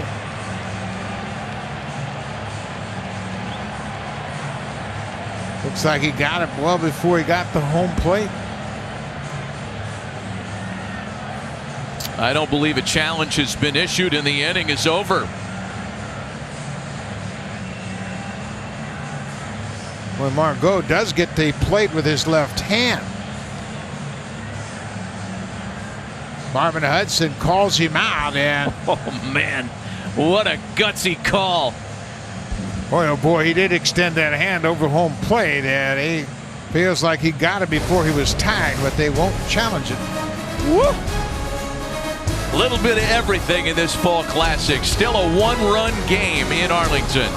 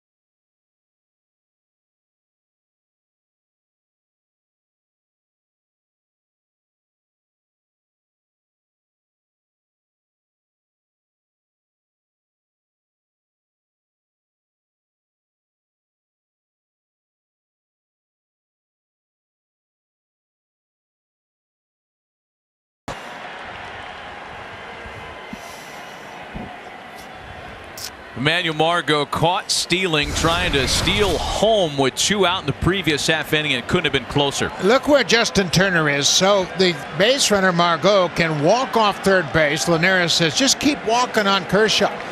He takes a peek at the runner at third, comes set high, but Kershaw reacts perfectly as he steps off the rubber and throws a strike to the catcher for the out. You know, I have no problem at all rolling the dice right there because you've got 2 outs. Kevin Kiermaier, left-handed batter against Kershaw. What are the chances of him coming through with a hit? It's the 4th inning. Take a shot. And I tell you, it was just a matter of inches that Margot was out.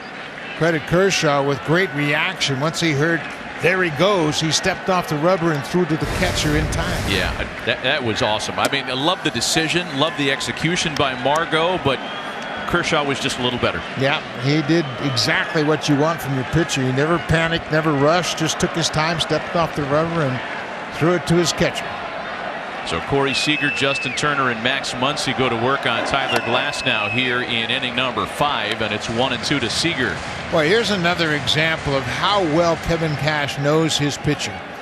There was times early in this game where he could have made a pitching change, got Glasnow out of there, but here he is pitching in a 1-run game in the 5th. Curveball's gotten better as the night's worn on, and there is nobody throwing right now, though there are some people wandering in the Rays pen. Diego Castillo's up.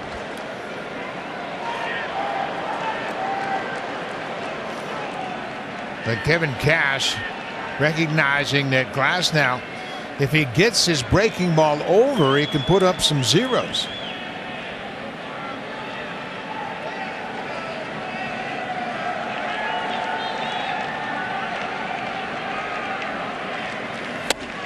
Got him. And Corey Seager was not looking for the heater there with 2 strikes. Boy, that was a beautiful fastball. He drove it right to the bottom of the strike zone. A great life. Big out here, first out of the 5th inning, and 99 miles an hour at the knees.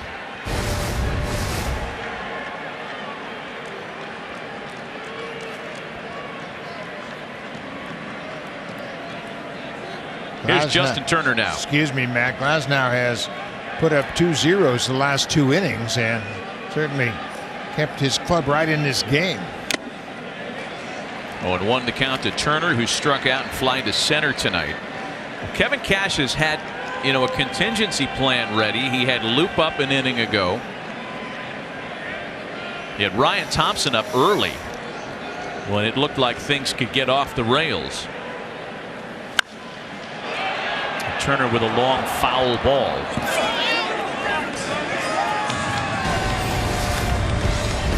Well, when you think about stealing home in a World Series game, who comes to mind? The immortal Jackie Robinson. And Yogi still says he got it. Oh, what a great play. What a great flashback. World Series moment. The Dodgers and the Yankees. That's something that Yogi claimed right up until the very end. A ball and 2 strikes, the count to Justin Turner.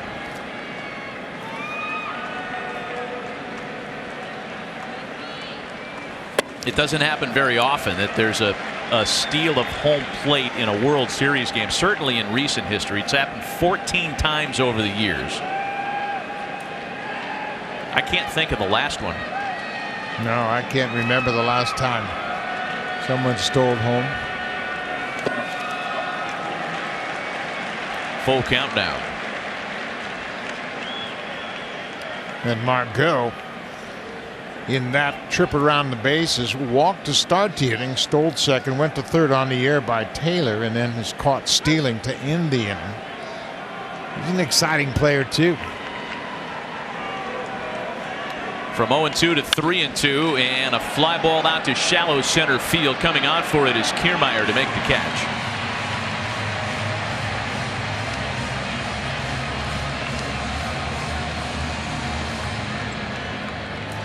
Eight straight retired by Glasnow now. Max Muncy was the last to reach. He hit a base hit to right field, but was stranded after advancing on a wild pitch. Glasnow then struck out Smith, Bellinger, and got Taylor to ground out. Aaron Loup is up again, and now it's Max Muncy. It would feel like this is the end of the line for Glasnow in terms of the inning. We're in the 5th. I hate to be one of those, pitch count watchers, but it does merit your attention as it closes in on 100. I think the red flag for Kevin Cash is Cody Bellinger. I don't think he wants Glasnow to face Bellinger a third time in this game, given the history that Cody has against his right-hander. Bellinger has a hit tonight. He is 4 for 6 with 3 home runs against Glasnow. 2 balls and a strike, the count to Max Muncy. Will Smith would be next, and Glasnow has handled him tonight with 2 strikeouts, each coming on elevated fastballs. Yeah, Bellinger's not going to face Glasnow in this game again. Just missed with that fastball. 3-1 the count to Muncy, 2 gone, bases empty, and a 1-run game, top of the 5th inning.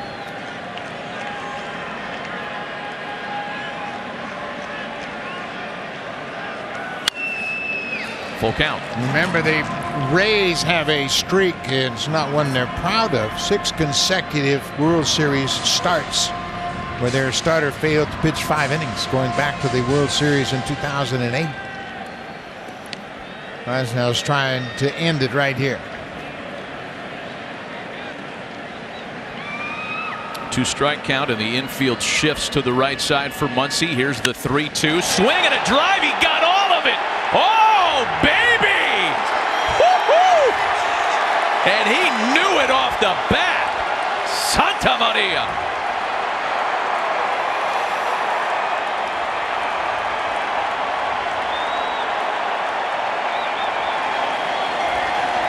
Man, can he turn on a fastball.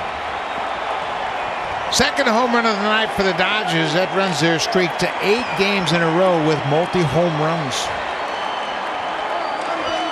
And Max Muncy finally joins the party. The only Dodger in the starting lineup that hadn't homered in the World Series.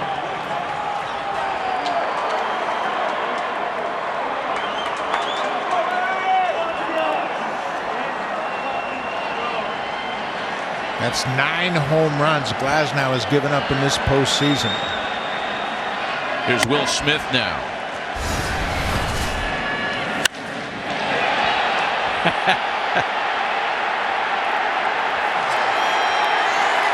He knew he got it. A little bit of Brett Boone in that flip. It's his 3rd home run of the postseason, and it's a no-doubter, high and deep into right field.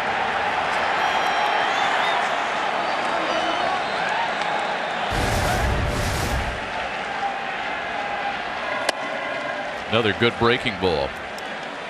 The name Tom Lawless do anything for you? The bat flip against Frank Viola. Remember that one in '87? I mean, that. I think it was the only home run he hit that year. that wasn't more. It wasn't as much of a bat flip as it was like a mallet toss. Maybe our guys can pull that one up for our viewership. And a called strike 3 taken by Smith. Another Dodger homer, however, and as Buck mentions, their 8th straight postseason game with 2 or more. They further an already hot postseason record, and LA pulls ahead by 1 more to the bottom of the 5th. Middle of the game, 4-2 Los Angeles.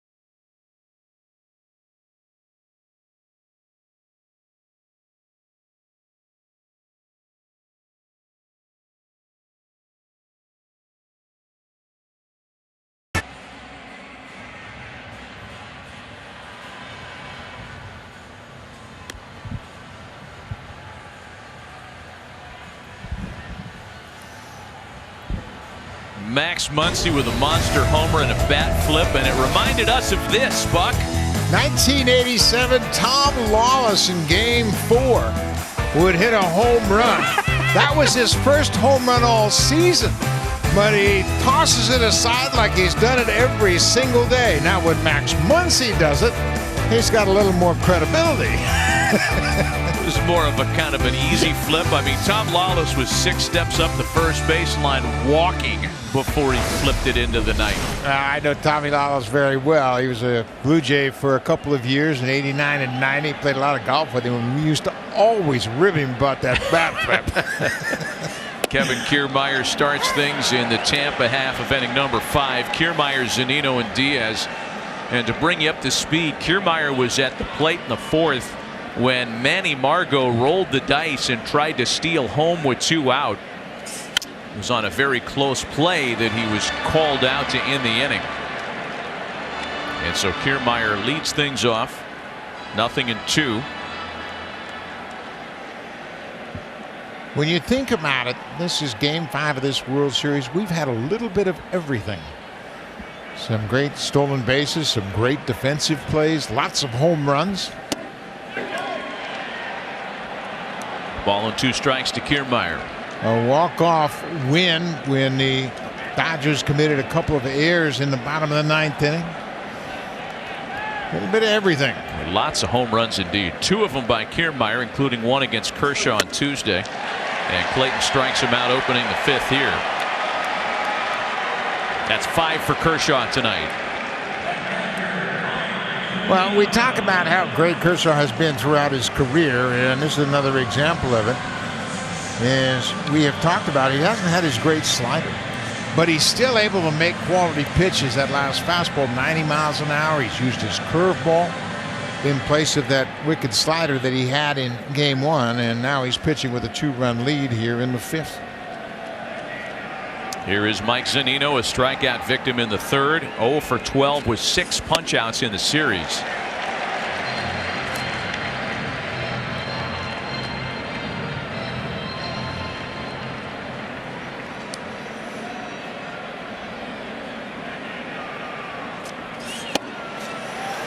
Boy, Kershaw's into another gear now.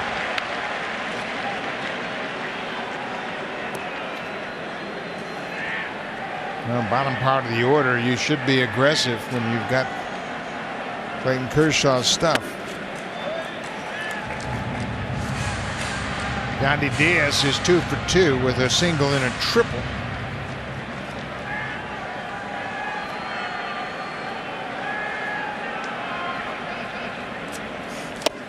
Got him again. Back-to-back strikeouts open the 5th. 6 tonight for the 3-time Cy Young Award winner. And that slider coming around a bit as he gets Zunino to swing and miss.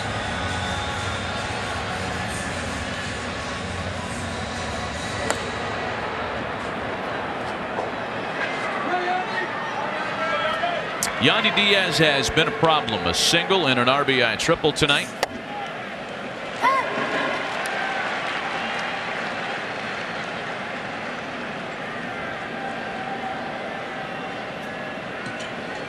Talked about what a difference maker this player is against left-handed pitching in particular.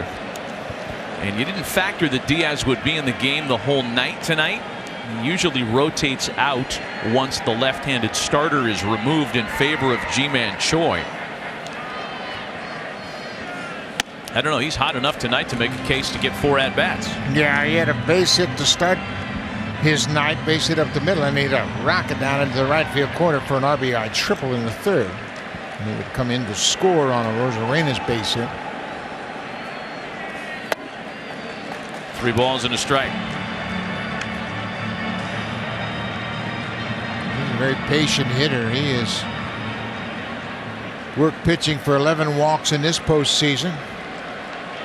I'd like to get aboard for Rosarena. Takes a strike at the knees, and it's a full count.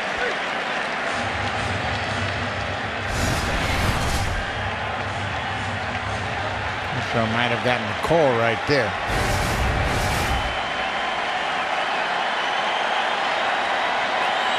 3-2 pitch. And Diaz sends it on the ground to Seager to retire the side. A 1-2-3 fifth for the 8-time All-Star. 2-run lead in check. Still 4-2 Los Angeles.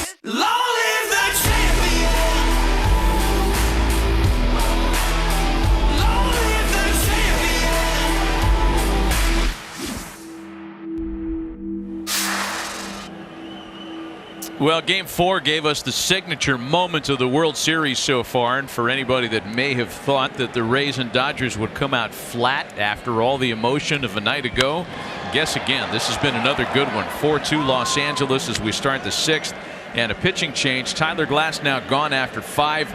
He yields for left-hander Aaron Loup. Loup was in the game last night, started the 7th inning, gave up a single to Corey Seager, a double to Justin Turner. Struck out Max Muncy, and then he was taken out of the game. Anderson would come in, and Anderson gave up Loup's 2 runs when Jock Peterson came off the bench and had a single to drive home 2. Cody Bellinger leads things off against Loup. It's Bellinger, Taylor, and Peterson here. Bellinger has singled in a run and struck out tonight. Close the book, as they say, on Tyler Glasnow tonight.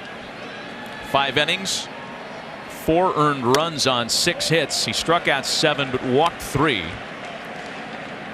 And if you do the math on his postseason, 20 earned runs on 26 hits in just under 29 innings. Yeah, and the home runs really a problem for him. He's given up 9 home runs, including those 2 tonight. 2 balls and 2 strikes to Cody Bellinger. That's Diego Castillo up in the Tampa Bay bullpen.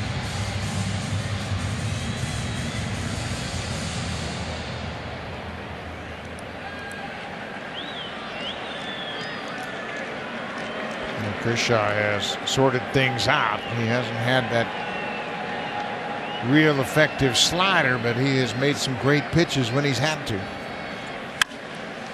And Bellinger pops it up.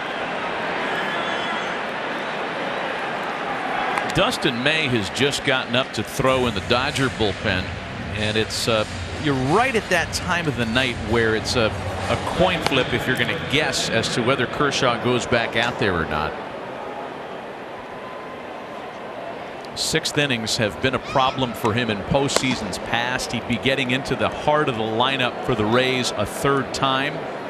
He's thrown 83 pitches, and many of those with a lot of high stress situations. It'll be interesting to see where they go from here. One gone for Chris Taylor. Strike on the corner. Bottom of the sixth, it'll be Rosarena, Lau, and Margot for Tampa Bay. It would be the third time through the order for Kershaw.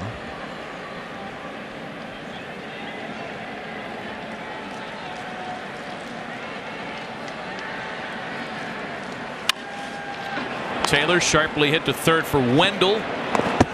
Throws in time to get him for route number 2.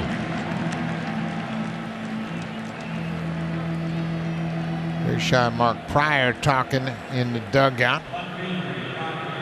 He's not in congratulations mode yet. No.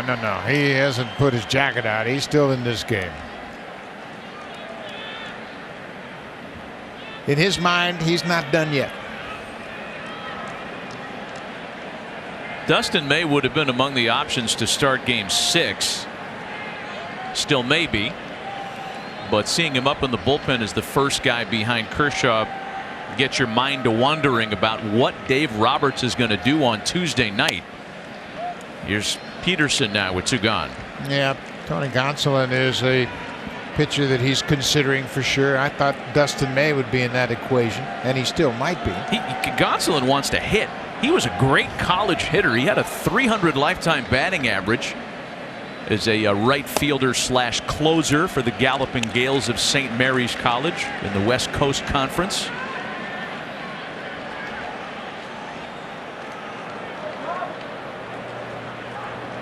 Two balls and no strikes to count to Jock Peterson.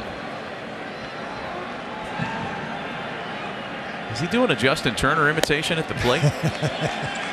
If he is, it's pretty good. Yeah, rocking back and forth the way Justin gets relaxed. Yeah, I could really hit. Yeah, he's telling Matt Beatty, I could really hit, man. You should have seen me hit in college. 3-0 to Jock Peterson.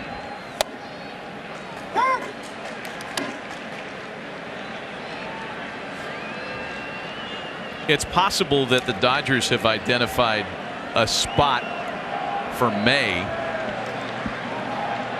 Maybe it's Manny Margot. Again, Arozarena, Lau, and Margot for the Rays in the 6th. And there's ball 4.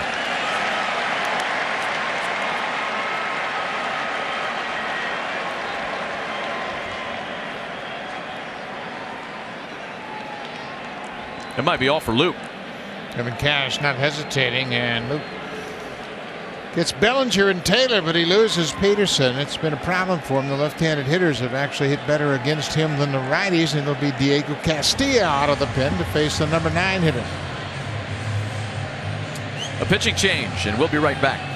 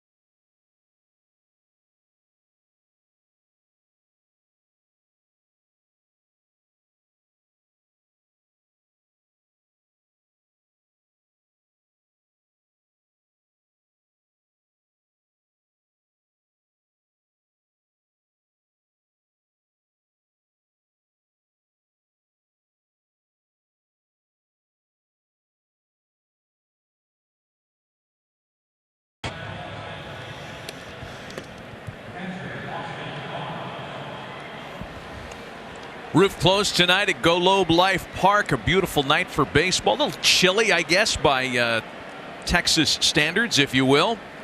We are getting on November after all, however.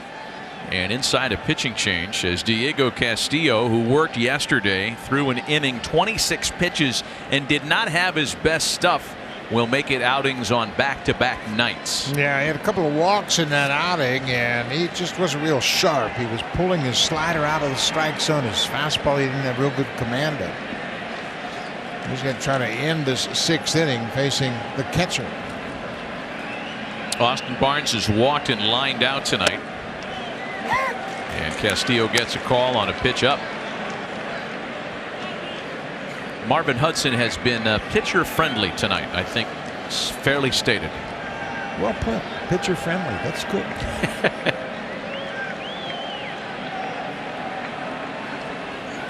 0-1 to Barnes is sent out to center field. Hit it well, but right for Kiermaier to retire the side.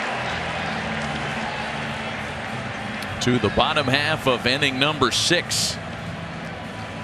Nothing in the Dodgers half of the inning. Still 4-2 Los Angeles.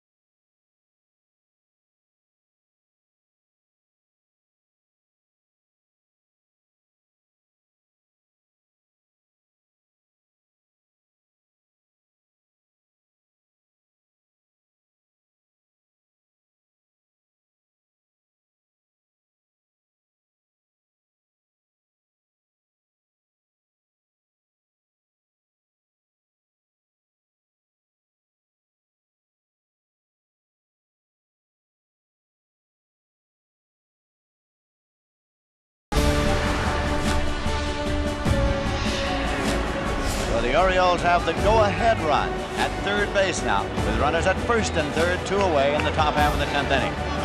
1-2 delivery. Breaking pitch struck him out. So we'll be going to the bottom of the 10th. Strikeout number 6 for Siebert. There's a fly ball hit out to left. Waiting is Jones. The Mets are the world champions. No matter what happened, no matter where we were down 6-0, and Pittsburgh came back and won that ball game because we never put our heads between our legs and we always fought it. It's the greatest feeling in the world.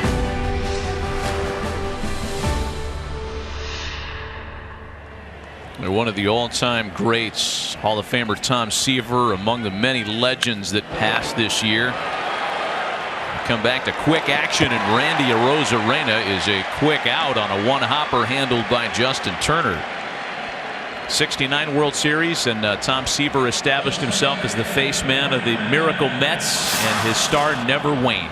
He was 24 years old then when he was so dominant in that World Series against the Baltimore Orioles. And see what he did, 67 Rookie of the Year, World Series champ in 69. Led the league in ERA 3 times, a 3-time Cy Young Award winner, and held the record for the highest percentage of Hall of Fame votes until 2016. Great pitcher, great person. Kershaw's going to throw 2 pitches and get 2 very quick outs here in the 6th as Lau pops up. Yeah, Kershaw, the last man to reach was Renfroe in the 4th inning, back-to-back walks, and he got out of that inning by catching Manuel Margot trying to steal home, and that's going to be the end of his night. Yeah, we were speculating between innings there during the commercial, Buck, because we saw Dustin May looking like he was up to get into the ball game, and we thought maybe there's a batter here.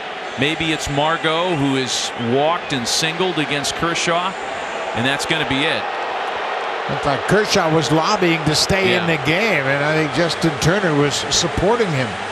But the manager wins out, and here comes Dustin May. I think this was the plan all along for May to come in and face Margot. Even though Kershaw got 2 outs on 2 pitches, not even that could keep him in the game. He does leave with a 2-run lead as the pitcher of record. Kershaw gone in the 6th, and we'll be right back.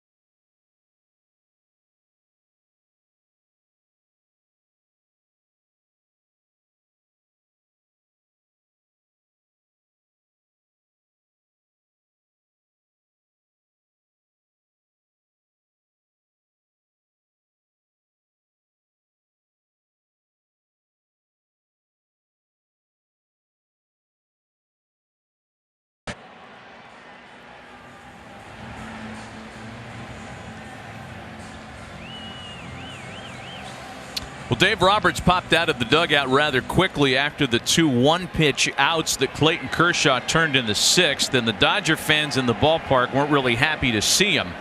Dustin May is called on nonetheless to try to get the final out. Interesting conversation. And look at Justin Turner, the 3rd baseman. He's going to chime in here right at the end and say, hey, man, he's thrown 2 pitches and got 2 outs.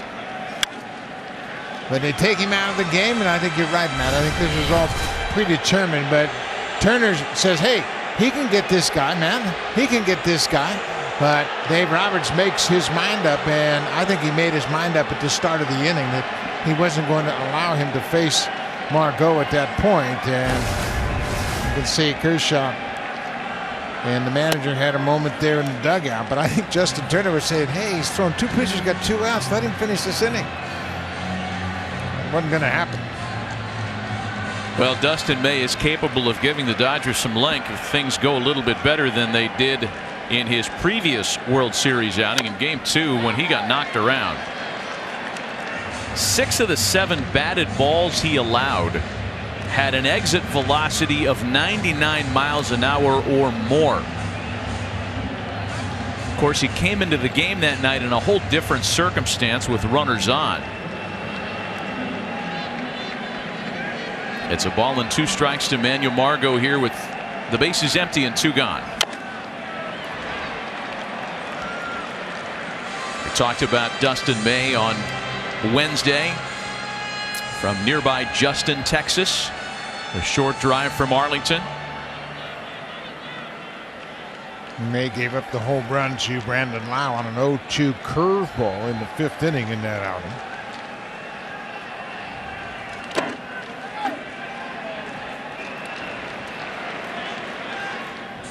Now, the reaction when Dave Roberts came out was pretty strong.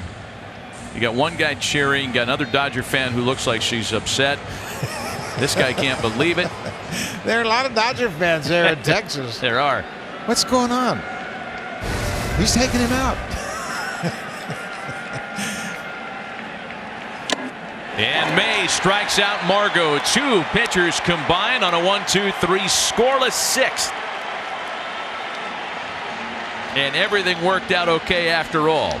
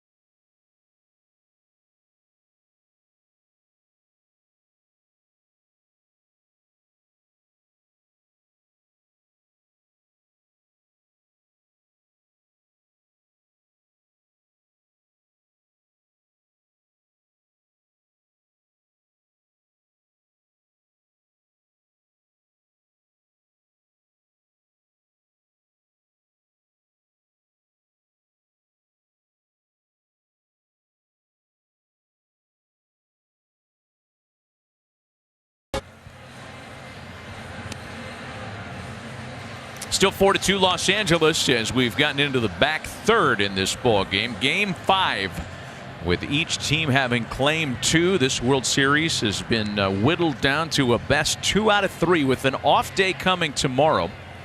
And then game 6 and if needed 7 on tap Tuesday and if needed Wednesday night, where the 2 sides will flip and the Dodgers will go back to being the home team. Dustin May got the final out in the previous half inning. And Kevin Cash is going to stick with Diego Castillo to face the top of the Dodgers order in the 7th. Betts, Seager, and Turner.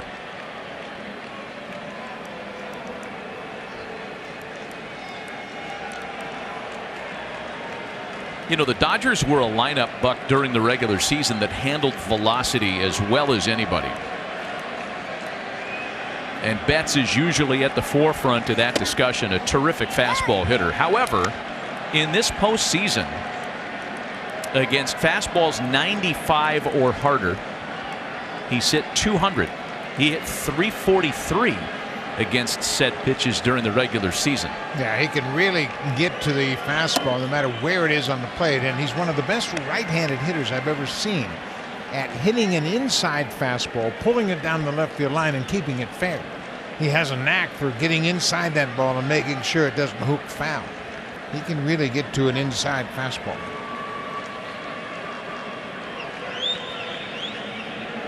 Castillo can rush it up there at that velocity. He pops up Betts into shallow right. Renfroe's got it, and there's one gone.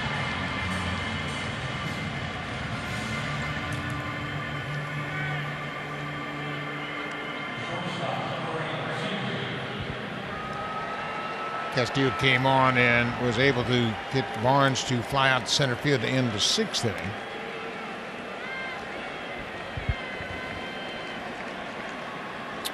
Corey Seager's been on base all series long at a .633 clip.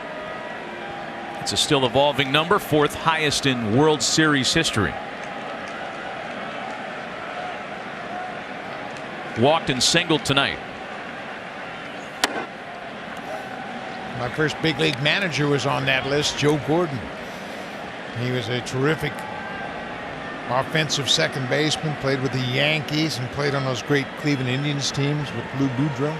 Was that Joe Gordon or Alex Gordon on that list? Joe. Got it. 41. Showing you my age. I'm showing you mine too. I looked at Gordon and I saw it was 2015 Royals. Interesting. Or 2014 Royals. Interesting.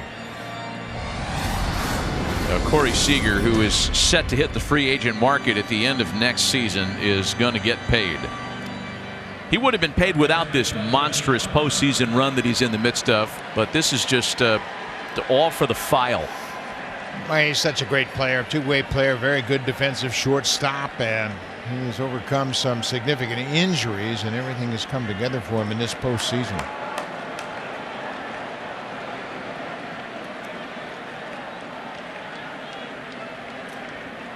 There was a time when he was just Kyle Seager's younger brother.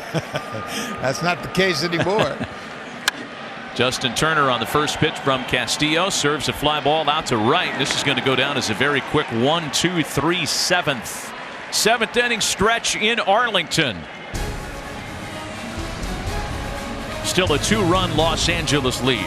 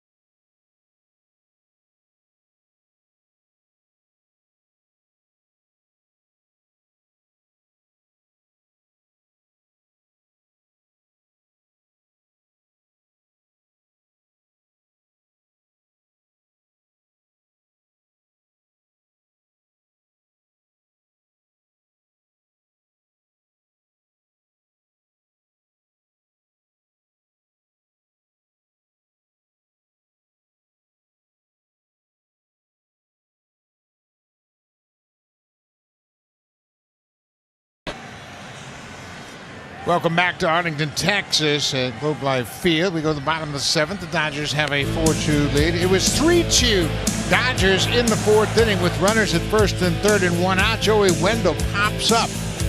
A little pop-up behind shortstop. Corey Seager makes the play. Then Willie Adames goes down swinging, and Manuel Margot with 2 outs tries to steal home, and he is gunned down by Kershaw. Clayton made a nice play. Stepped off the rubber, calmly threw the ball to the catcher, and Margot, trying to tie it up with a steal of home, is caught stealing.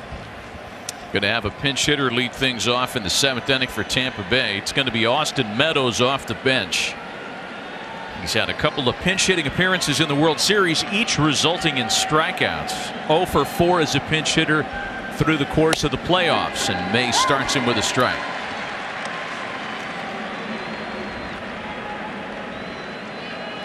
Meadows, Wendell, and Adames here in the Tampa Bay 7th. And there are some left-handed hitting options available for Kevin Cash. Notably, he's got Ji-Man Choi on the bench. From the right side, Mike Brasso. Yoshi Tsutsugo, power hitting left-handed bat. See where the game takes him in terms of bullpen opponents. 1-2. He may have stumbled on that landing spot on the mound, kind of spun out of his delivery. And Meadows has been a regular player most of his career, so he doesn't have a lot of experience or success as a pinch hitter.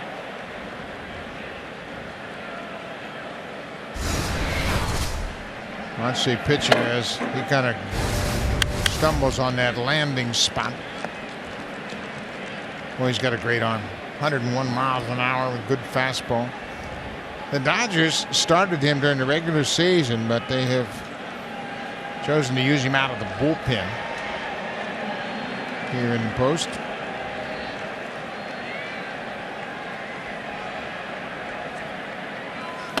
This is a guy that figures to be a part of their starting rotation sooner rather than later.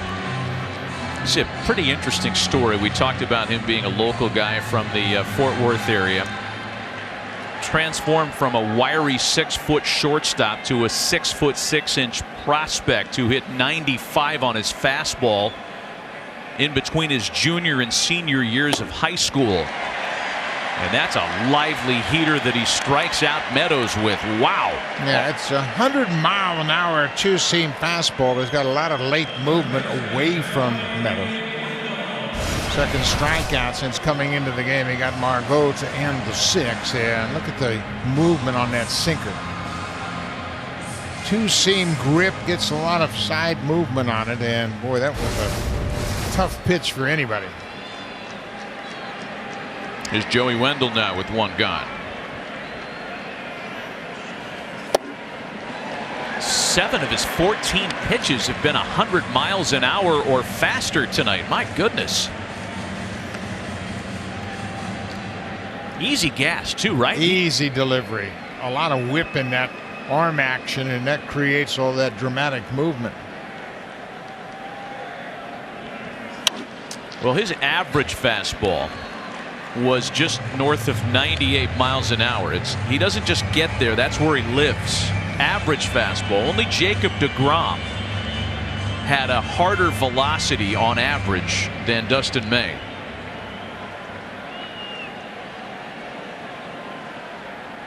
He's in front of Wendell as he was the pinch hitter Meadows. 0-2. Yeah, why would you throw anything else? Remember, he threw a 0-2 curveball to Brandon Lau in game 2. Lau hit it to the opposite field for a 3-run home run. And when you got an arm like this, it's hard to get away from your heater.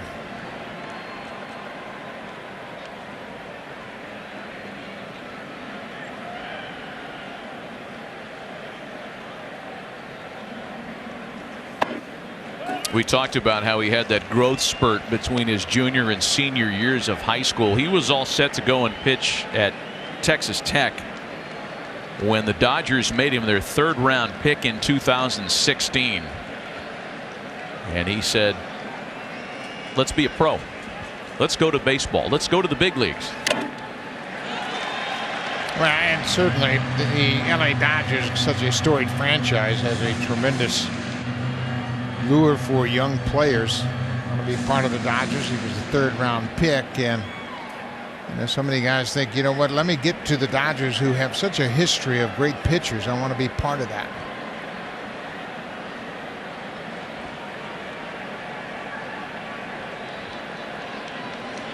Ball and 2 strikes to Joey Wendell. That's where he goes for his outs. During the season, opponents were 2 for 24 when he elevated his fastball like that.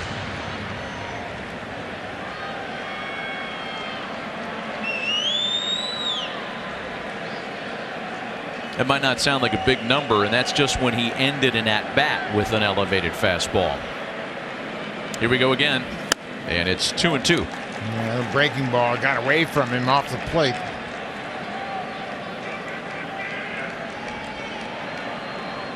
Adames next. Had a rough night against Clayton Kershaw, 0 for 2. Kershaw was good tonight, went 5 2/3, allowed the 2 runs, struck out 7. Yeah, he was good. Yeah, he pitched out of some tough situations, and we mentioned that 4th inning when he walked the first 2 batters of the inning. He had runners at first and third, nobody out. Then he got Joey Wendell pop out the shortstop, struck out Willy Adames, and then Manuel Margot tried to steal home with 2 outs, and Kershaw made a good play to catch him at home plate. Wendell sends that one into the opposite field. Well hit, and Peterson runs it down. Jock had a long way to go. What a reaction from May. He knew he gave up a shot. Wendell hit a similar ball last night in the 9th inning, and Peterson ran it down in left field, almost in the same spot. Peterson entered the game as a pinch hitter and stayed in the field defensively last night, and that was a catch he made in the 9th inning.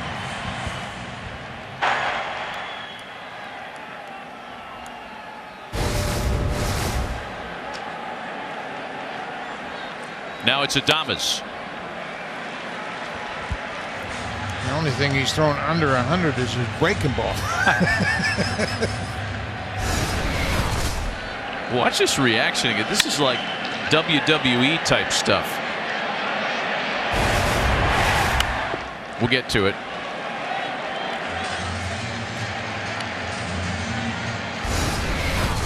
Here it is.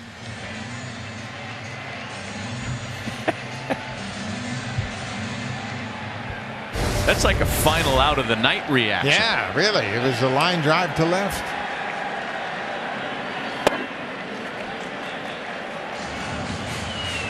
Well, he's got a great arm. There's no question about that. Adames came in this game having hits in his last 3 games, but he's 0 for 2 tonight. Found out in a strikeout.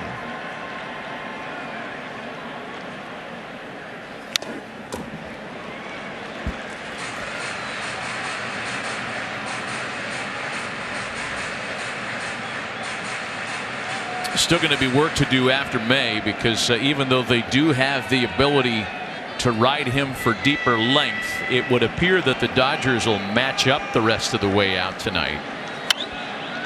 And Adames takes a 1-2 pitch into right.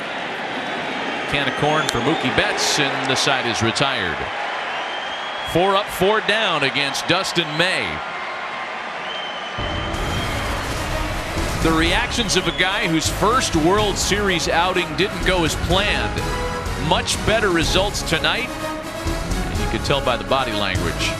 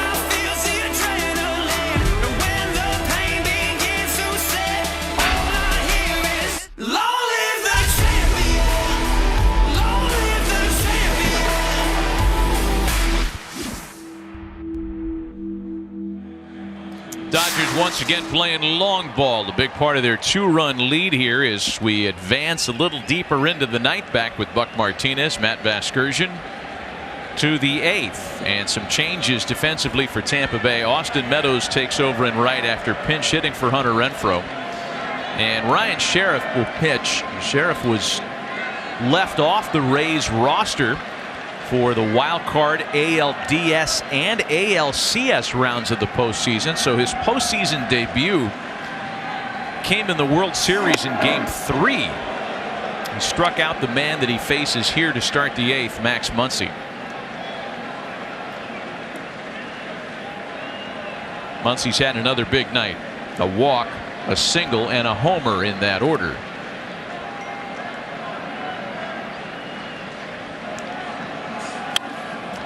You know, if the Dodgers hang on and win tonight, and then if they win the World Series, and there's no way of predicting how the next two will go, but just based on what we've seen so far, you'd have, I don't know, at least 2 or 3 guys as very strong candidates for MVP. Seager for sure, Turner for sure, and Muncy's in that category now too. How about Clayton Kershaw? He wins a couple of games in the series, had a good start, 6 innings, 8 strikeouts, but certainly you would think offense more than anything given the inflated numbers of some of these Dodger hitters in this postseason. Yeah. 2 balls and a strike, the count to Max Muncy.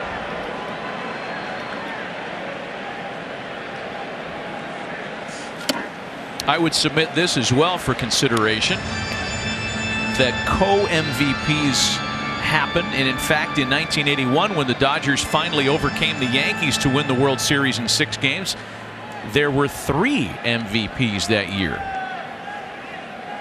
So I guess they were co-MVPs.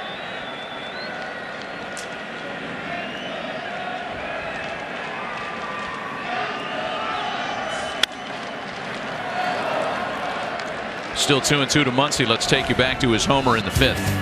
3-2 count, and he gets a fastball, and he knew he had squared it up. This one's not going to stay in the yard. It hung up there a long time, 6.1 seconds. Got deep into the seats in right field. That's his first home run of the series.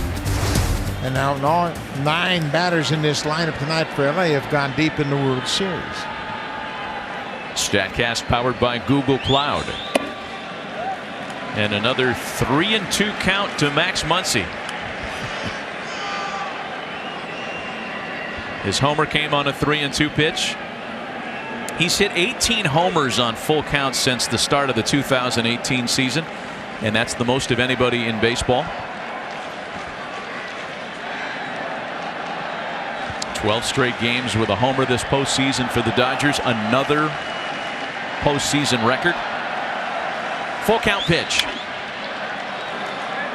Now, it's really interesting, too, that they would be so consistent hitting home runs given the start they had. They hit 2 home runs early in the 2 series, and that was it. Everybody said, well, what's wrong with the Dodgers' power? They led the majors in home runs.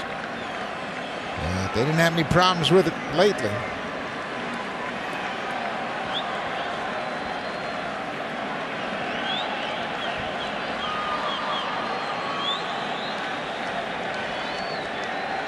Seventh pitch of the plate appearance on its way. The 8th, that is. And it's finally put in play for Yandy Diaz. That's a pretty good example, too, of Muncy hustling up the line. A little routine ground ball in a 4-2 game, and he busted it up the line. When your impact players play like this, everybody's got to play the same way. Look at the effort by Muncy. Knows he's going to be out, but he didn't take anything for granted. Good on him. You know, get back to that MVP note you made. 3 MVPs in that 81 series. Ron Cey, Pedro Guerrero, and Steve Yeager. They were the co-MVPs, if you will, in that 81 season, which was also an unusual season. It was the strike season, right. 1981.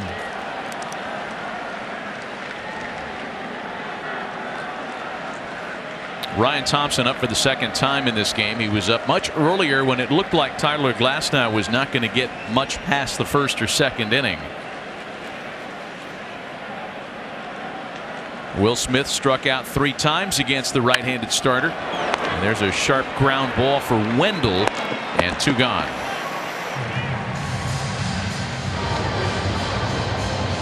Victor Gonzalez up in the LA bullpen.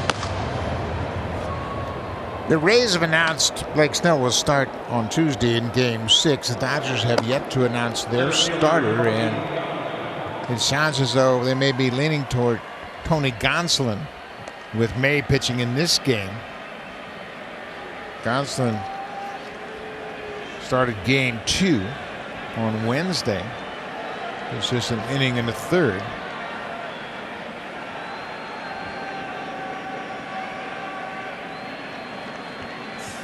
And if you think the Dodgers, if they win this game, have everything wrapped up, Blake Snell and Charlie Morton are the available pitchers for Game 6 and Game 7 against LA.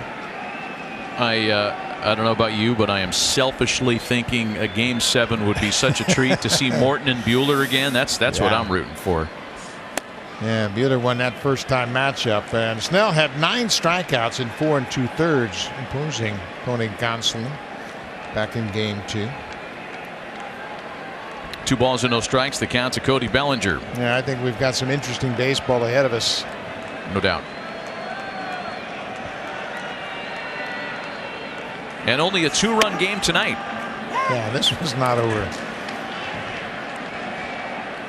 I mean, I'm curious to see for the Dodgers tonight, how are they going to match up with Arozarena and Lau, right? Those are the 2 big bogeys that they've got to fade the rest of the way.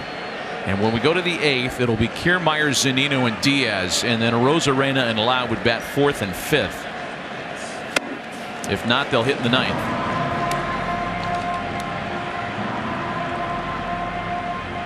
Two balls and 2 strikes to Cody Bellinger. We'll probably see a pinch hitter for Zunino, second batter in the bottom of the 8th inning. Ji-Man Choi on the bench. They can use him off the bench.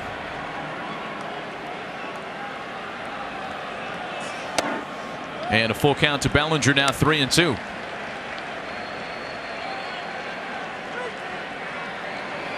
Yeah, he looks ready, doesn't he?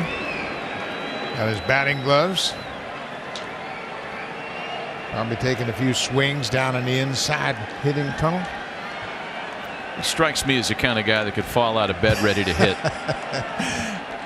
He's a pretty interesting player, that's for sure. Full count to Cody Bellinger, 3 balls and 2 strikes. Into the opposite field for Margot, who stays with the sinking liner to retire the side. Ryan Sheriff gets the Dodgers in order in the top of the 8th.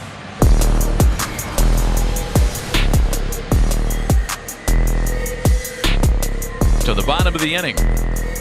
Still 4-2 Los Angeles.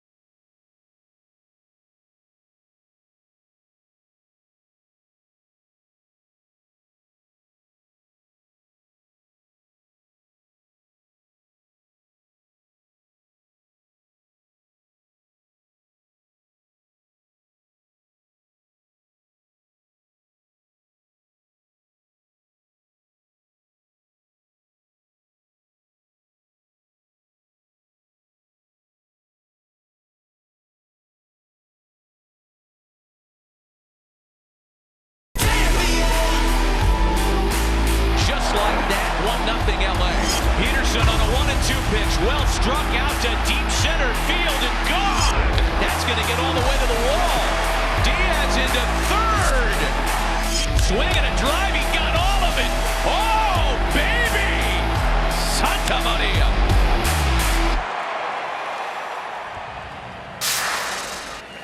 Tampa Bay's got 6 outs left to try to catch the Dodgers tonight. Couple of changes. Kevin Kiermaier's just made things interesting with a leadoff single on the first pitch he sees from Dustin May.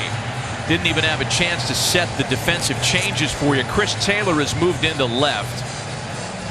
And that accommodates Kike Hernandez. He'll take over at second. And now the Rays are going to bring the tying run to the plate. We'll see if Kevin Cash goes to his bench here. Mike Zunino scheduled. He is 0 for 13 with 7 strikeouts in the series, and sure enough, it's going to be Yoshi Tsutsugo. But the Dodgers are prepared.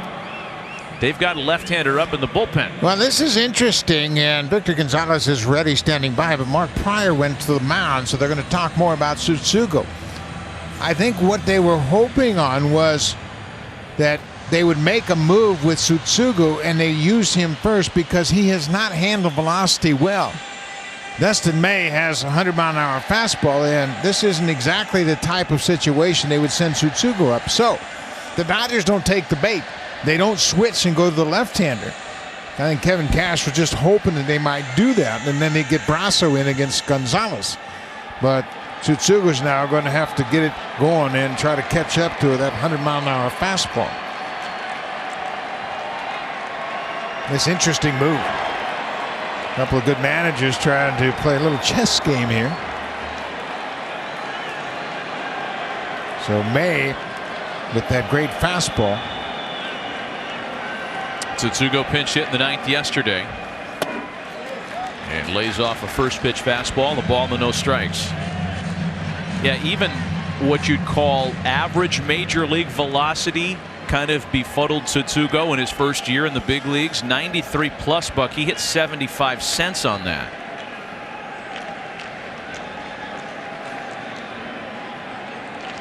He's the tying run in the 8th. And he sends a drive out to left. Taylor's got this one for the first out.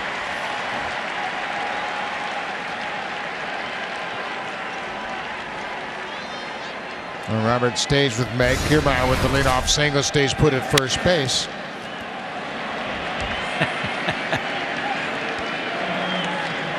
May is going to will it so. He wants that clean outing so badly after the Game 2 blow up. And we're going to have another pinch hitter. And for this one, Dave Roberts is going to make the change. Yeah, Ji-Man Choi will come in, and that'll summon Victor Gonzalez from the bullpen. And now Choi comes back. Will they use Brasso? May is out of the game. Gonzalez is in. The wheels are turning. Tying run at the plate. We'll be right back.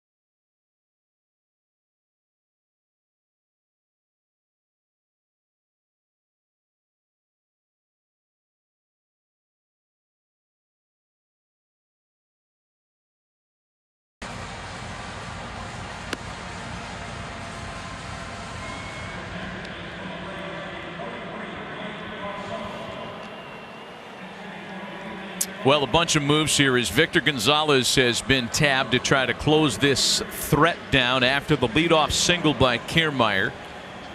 May got the pinch hitter Tsutsugo, and then when Ji-Man Choi was announced to pinch hit next, the move was made for Gonzalez, and then a counter move was made by Kevin Cash for Mike Brasso. Brasso had a base hit against Gonzalez in a pinch hitting role in Game 1. Got a base hit on a line drive to right field, drove in a run. Gonzalez making his third appearance. That's the pitch right there that gives Brasso some problems. That inside fastball there. Gonzalez will also cut that ball inside the right-handers. The base hit he got off Gonzalez in Game 1 was a pitch out over the plate that hit into right field.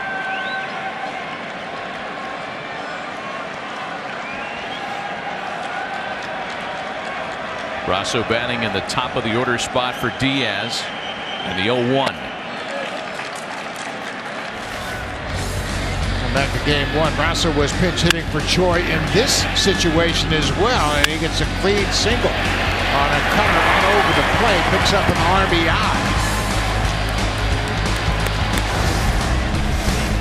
Brasso's been very good for his career against left-handed pitching, but as you mentioned, that ball that cuts inside to him is a bit of his kryptonite, and that's among the reasons why he didn't start against Clayton Kershaw either tonight or on Tuesday. There's that pitch down and in. He chased the ball. Of course, he has that big postseason home run against Chapman in the Yankees series, and this is that nasty breaking ball down and in.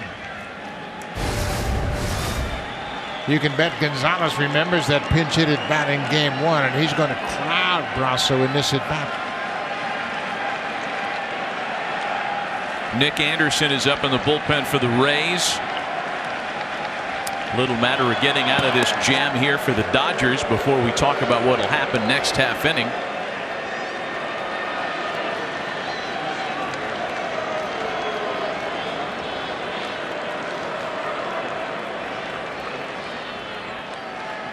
A ball and 2 strikes to Brasso. He is the tying run in the last of the 8th. 2-2.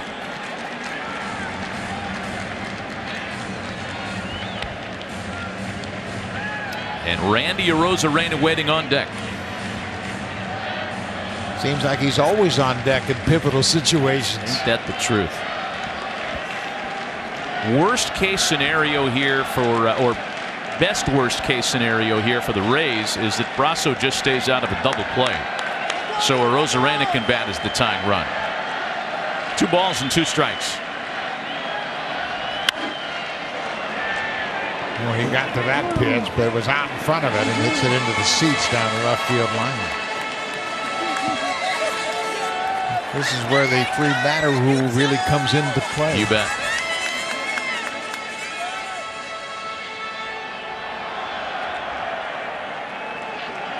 After Arozarena, it's Brandon Lau, who, as we've seen in this World Series, is undeterred against left-handed pitching.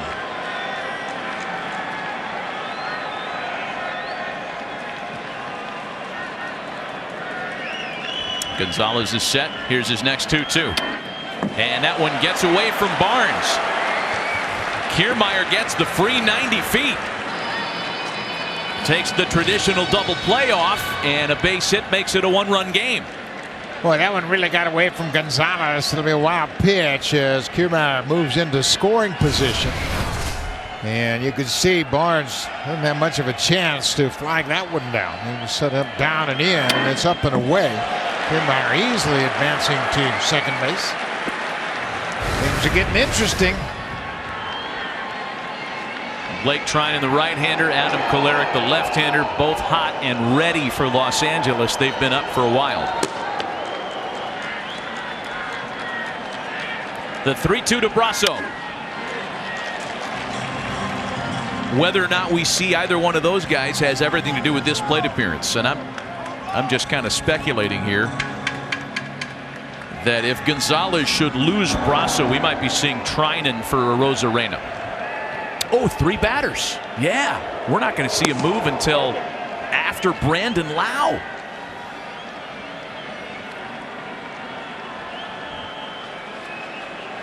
It's the second time in the series that 3-batter minimum has loomed large. Brasso ain't going anywhere, man. Boy, it's interesting how they're trying to finish off this at bat away. We had talked about how vulnerable Brasso is inside, both with the fastball and the slider. And there's some tough outs ahead for Gonzalez.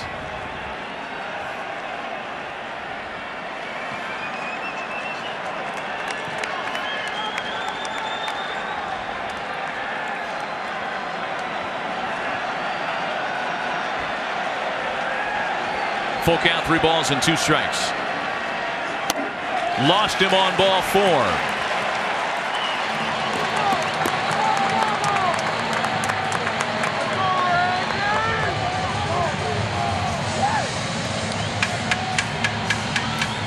And oh boy, now the Dodgers are really playing with fire.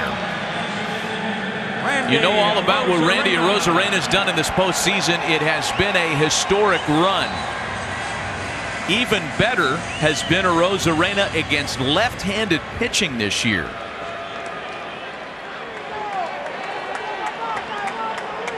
Dodger fans, they didn't think this was going to be easy, did they? Oh, that was a Dodger fan, you think? Grinding out the late stages of a 2-run lead against the hottest hitter on the planet, who now represents the go-ahead run.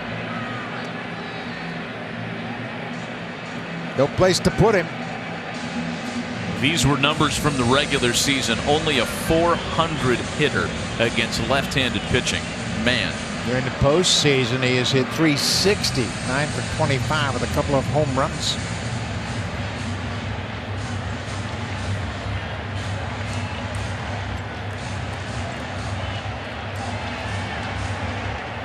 Well, he had a pivotal bat in the game last night as he drew a walk in the 9th inning. They didn't want anything to do with him in that situation. And he walked as the potential winning run and came around to score that winning run. First pitch to Arozarena is sent out to center field. A huge second out for Gonzalez. Well, he went after the first pitch, and there was one out over the plate he had to reach for.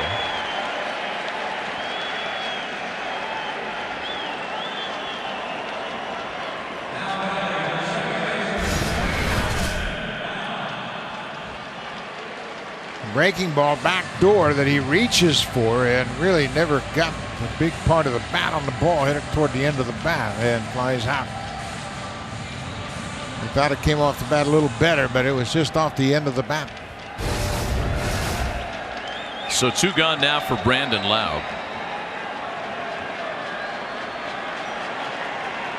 Lau's hitless tonight. He is 3 for 20 in the World Series. The 3 hits have all been homers. He faced Gonzalez in game 2 and grounded out. He takes a ball on the corner that's called a strike.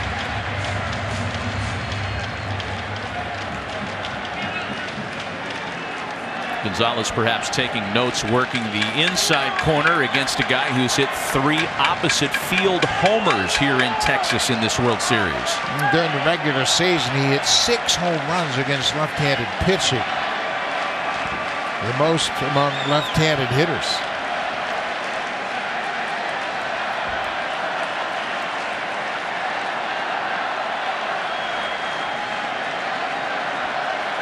Oh, 0-1 the count to Brandon Lowe. Into center field, coming on hard is Bellinger to retire the side and strand a pair.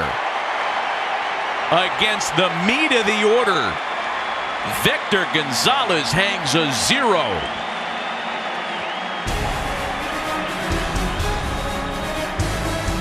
To the 9th, still 4-2 Los Angeles.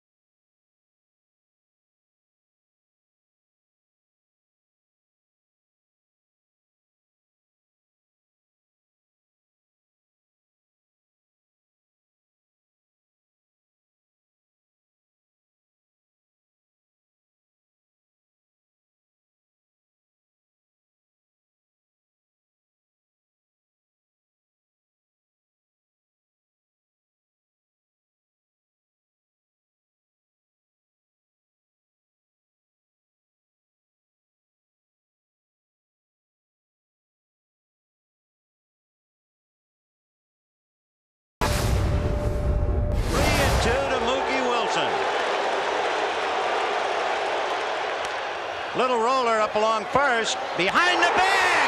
It gets through Buckner. Here comes Knight, and the Mets win it.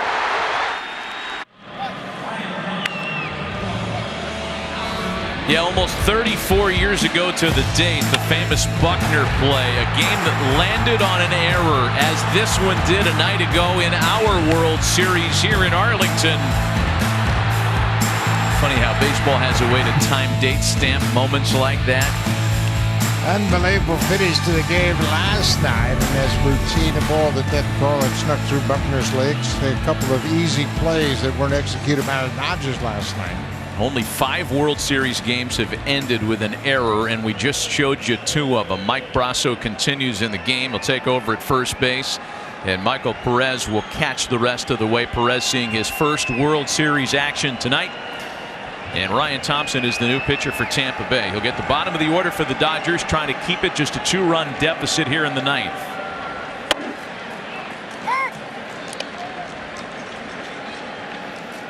Thompson's been very effective in postseason. You see, he worked once as an opener, pitched a total of 8 1/3 and now just 7 hits, and he's been a tough customer.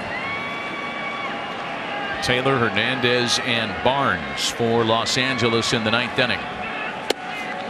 Well, that's a good slider. Right on the outside corner. This is his 3rd appearance so far in this World Series. He pitched a total of an inning and 2/3. Hasn't given up a hit yet. There's a couple of strikeouts.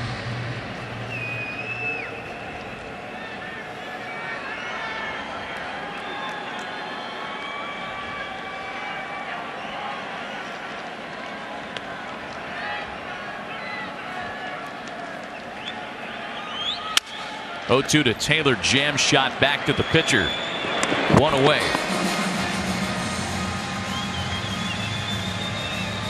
Thompson pitched 2/3 of an inning in the 4th inning last night. Came in and got Taylor, struck him out, and then got Kike Hernandez to ground out the only 2 batters he faced in that game last night. How about the work Victor Gonzalez did to get out of that jam? I mean, this is a guy who a couple of years ago was on the verge of quitting baseball. Tommy John surgery. He was throwing in the mid-80s a good year plus after the TJ and thought this would be it. He stayed with it, and now he's had a great outing in the World Series in a pivotal game. Game 5 of the World Series. First plate appearance for Kike Hernandez tonight. Nice pick by Adames with a flashy spin. He gets his man. And we mentioned we've seen Willy Adames play a lot all season long. He could really pick at his shortstop. He's got a great arm. Their top prospect, one of the best prospects in all of baseball, is a 19-year-old shortstop named Wander Franco, a switch-hitting shortstop that can really play. Willy Adames is really the backbone of their defense up the middle here. It's interesting because both of these teams have a top prospect who's a middle infielder without a spot moving forward because the incumbent lineup is just so strong. Here's Barnes now with 2 gone and the base is empty. Tampa Bay is going to find a spot for Wander Franco. I have heard from scouts all over baseball, not just Tampa Bay scouts, that he has the best ball to bat skills they've ever seen. Wow. As a switch hitter. 0-1 the count to Barnes, who has walked in 3 tries tonight. So when the Rays bat in the bottom of the 9th inning, they're going to have the 4, 5, 6 part of the order, which is Margot, Meadows, and Wendell. This is one of your cries for blowing up the traditional save category, because you can make a case that the real save opportunity in this game came in the 8th when Gonzalez had to retire a Rosarena and Lau with the tying runs aboard. Yeah, a lot of managers in the game today will utilize their leveraged relievers ahead of the 9th inning, and Kevin Cash did it a lot all season long. There aren't so many traditional closers that they just say, okay, you're a 9th inning guy now. Everybody's thinking about when that pivotal moment of a game comes up. And Cash used Fairbanks, he used Castillo, he used Anderson in the 7th, 8th, sometimes the 9th. They had 12 different pitchers in their bullpen pick up saves this year. 3 balls and a strike is the count to Austin Barnes.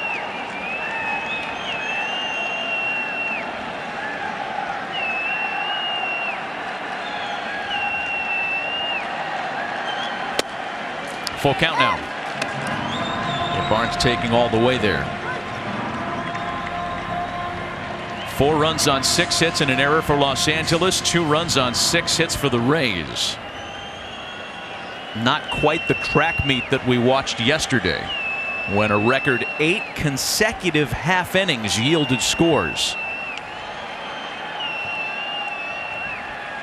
3-2. And there's ball 4 to Barnes. Tough pitch. Looks like it catches the strike zone right at the knees, but Thompson didn't get the call. Is it high enough?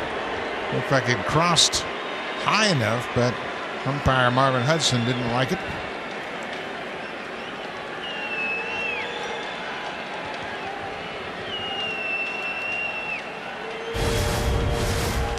First Dodger to reach base since Peterson singled back in the 6th. And now it'll give Mookie Betts a kind of a bonus at bat, if you will. A ball and no strikes. Betts has been quiet since opening the first with a double. He's just 1 for 9 in his last 2 games.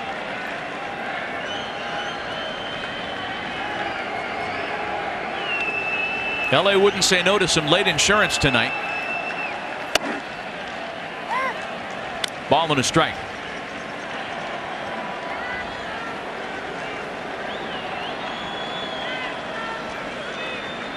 Tuesday night's Game 6 starter Blake Snell.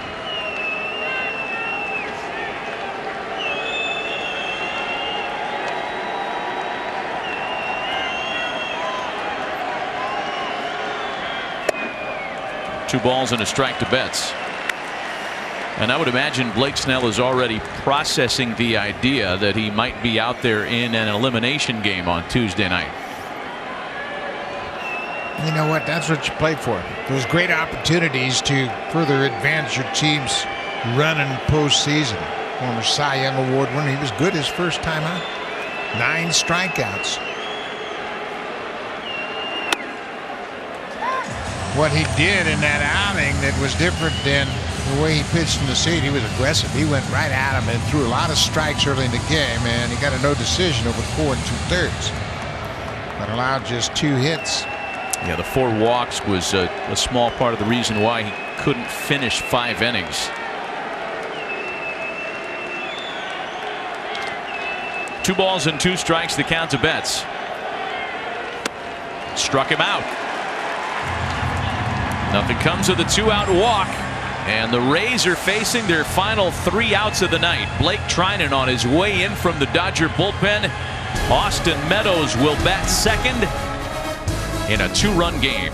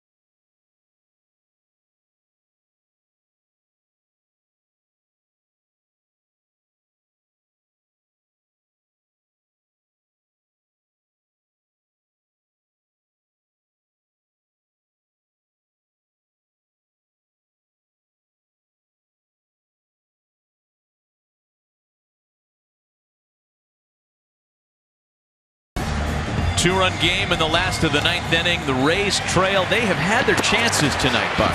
Yeah, they tried to advance a runner here with the ball in the dirt, and Randy Arozarena is called out. And in the 4th inning, a couple of walks, and with 2 outs, Manuel Margot tries to steal a home. Clayton Kershaw made a good play to get the ball to the catcher in time to catch Margot. And then in the 8th inning, they've got something going against Victor Gonzalez, and he gets Arozarena to swing at the first pitch, and he hits a lazy fly ball into center. Then Gonzalez gets loud to hit another popper from the center. Gonzalez with a terrific relief appearance. After he walked Grasso, the pinch hitter, he got a couple of lazy fly balls to end the threat in the 8th. So now the Dodgers will turn to Blake Treinen to try to close it out. He'll be appearing in his 3rd game of the series. He worked yesterday, worked 2/3 of an inning as the first reliever in for Julio Urias. He gets Manuel Margot, Austin Meadows, and Joey Wendell.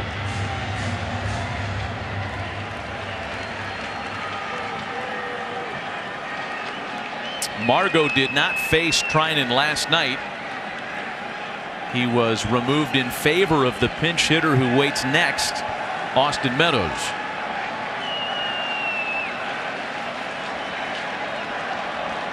He has singled, walked, and stolen a base tonight. Grounded up the middle and through, and the tying run will step to the plate for the 2nd straight inning for Tampa Bay. This is not an easy part of the lineup for Blake Treinen after Margot gets the leadoff single. Now you got to deal with Austin Meadows. He struck out against May on a 100-mile-an-hour fastball, but Margot's had a good series. And he gets on base again. Margot had a bunt base hit in the 2nd, walked and stole 2nd in the 4th inning, went to 3rd, and then we mentioned he was caught trying to steal home to end the 4th inning. Here's a guy that needs a hit. Treinen struck him out on 3 pitches yesterday, got him to fish on a slider to finish off the at-bat. A ball and no strikes to Austin Meadows. Was that a little cross up there? It's hard to fathom they would get crossed up without a runner at 2nd base, but it may have been.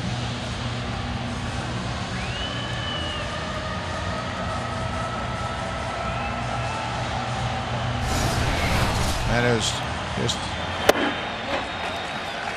I'm not sure if it was a cross-up or not. I'm not sure why Barnes went out there, but it didn't appear as though he was fooled by the pitch. That was weird.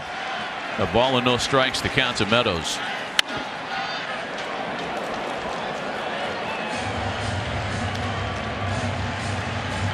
And Meadows has had just 6 hits in 47 at-bats in the postseason, and you mentioned many times that he finished up with an injury. He had an oblique injury. Had a terrific season a year ago.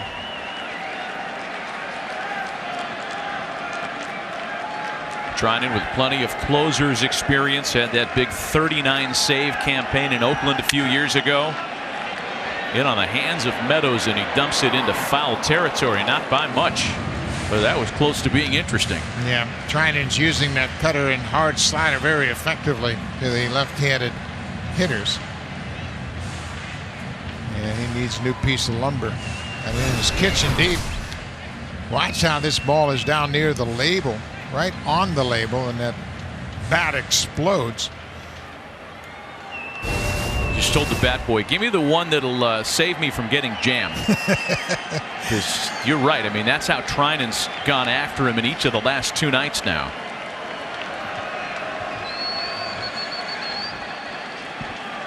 A ball and 2 strikes to Meadows. Got him again. Went upstairs at 98 and made a great pitch right there.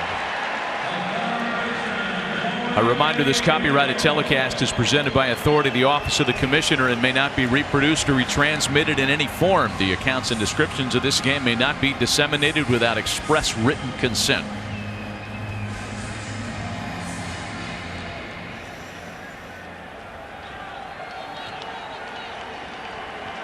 One on, one out for Joey Wendell. He squared up a ball against Dustin May in the 7th, and it took a great running catch by Jock Peterson to rob him of what looked like extra bases off the bat. Yeah, he hit that line drive, and he had a similar at bat in last night's game in the 9th inning. He's actually hit the ball pretty hard, but hasn't had a lot of luck in this World Series.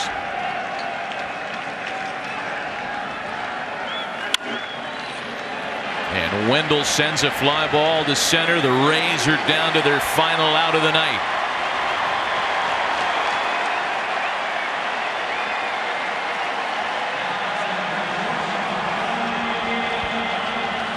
Although it strikes me that we said that last night on multiple occasions. Yeah, Dave Roberts not going to celebrate just quite yet. Feels a little different tonight for sure. Here's Willy Adames as the last chance to keep hope alive for Tampa Bay in Game 5. Adam Kolarik's getting ready just in case Kevin Kiermaier bats here. It'll be up to Adames to try to make that happen. Trainer's got good stuff again tonight. 97-mile-an-hour sinker right there inside.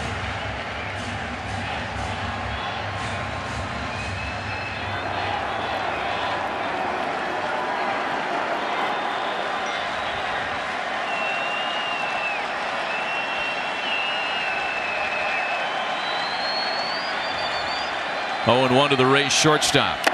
0-2.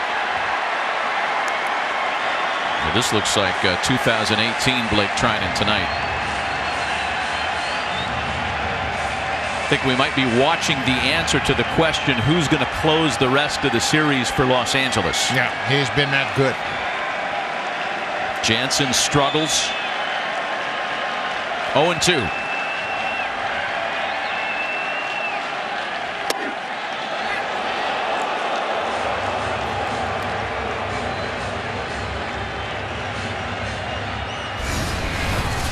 That's a tough pitch to lay off of. Bottom of the zone. That movement just takes it below the strike zone.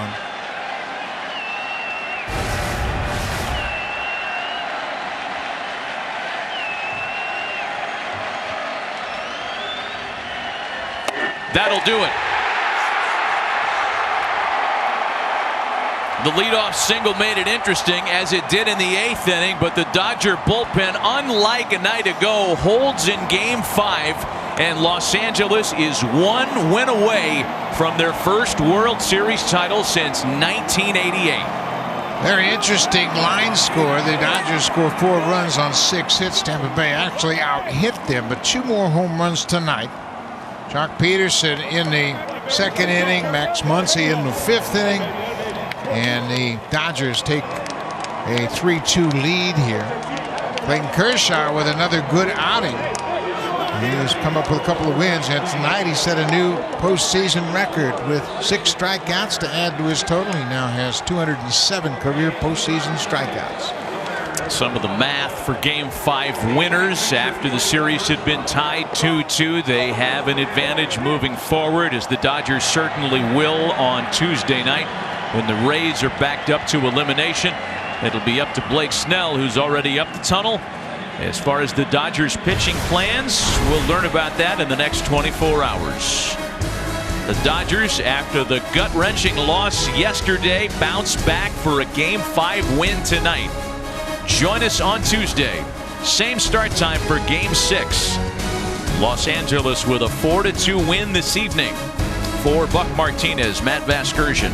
The day off tomorrow, it'll come with the Dodgers 1 win away from a World Series title.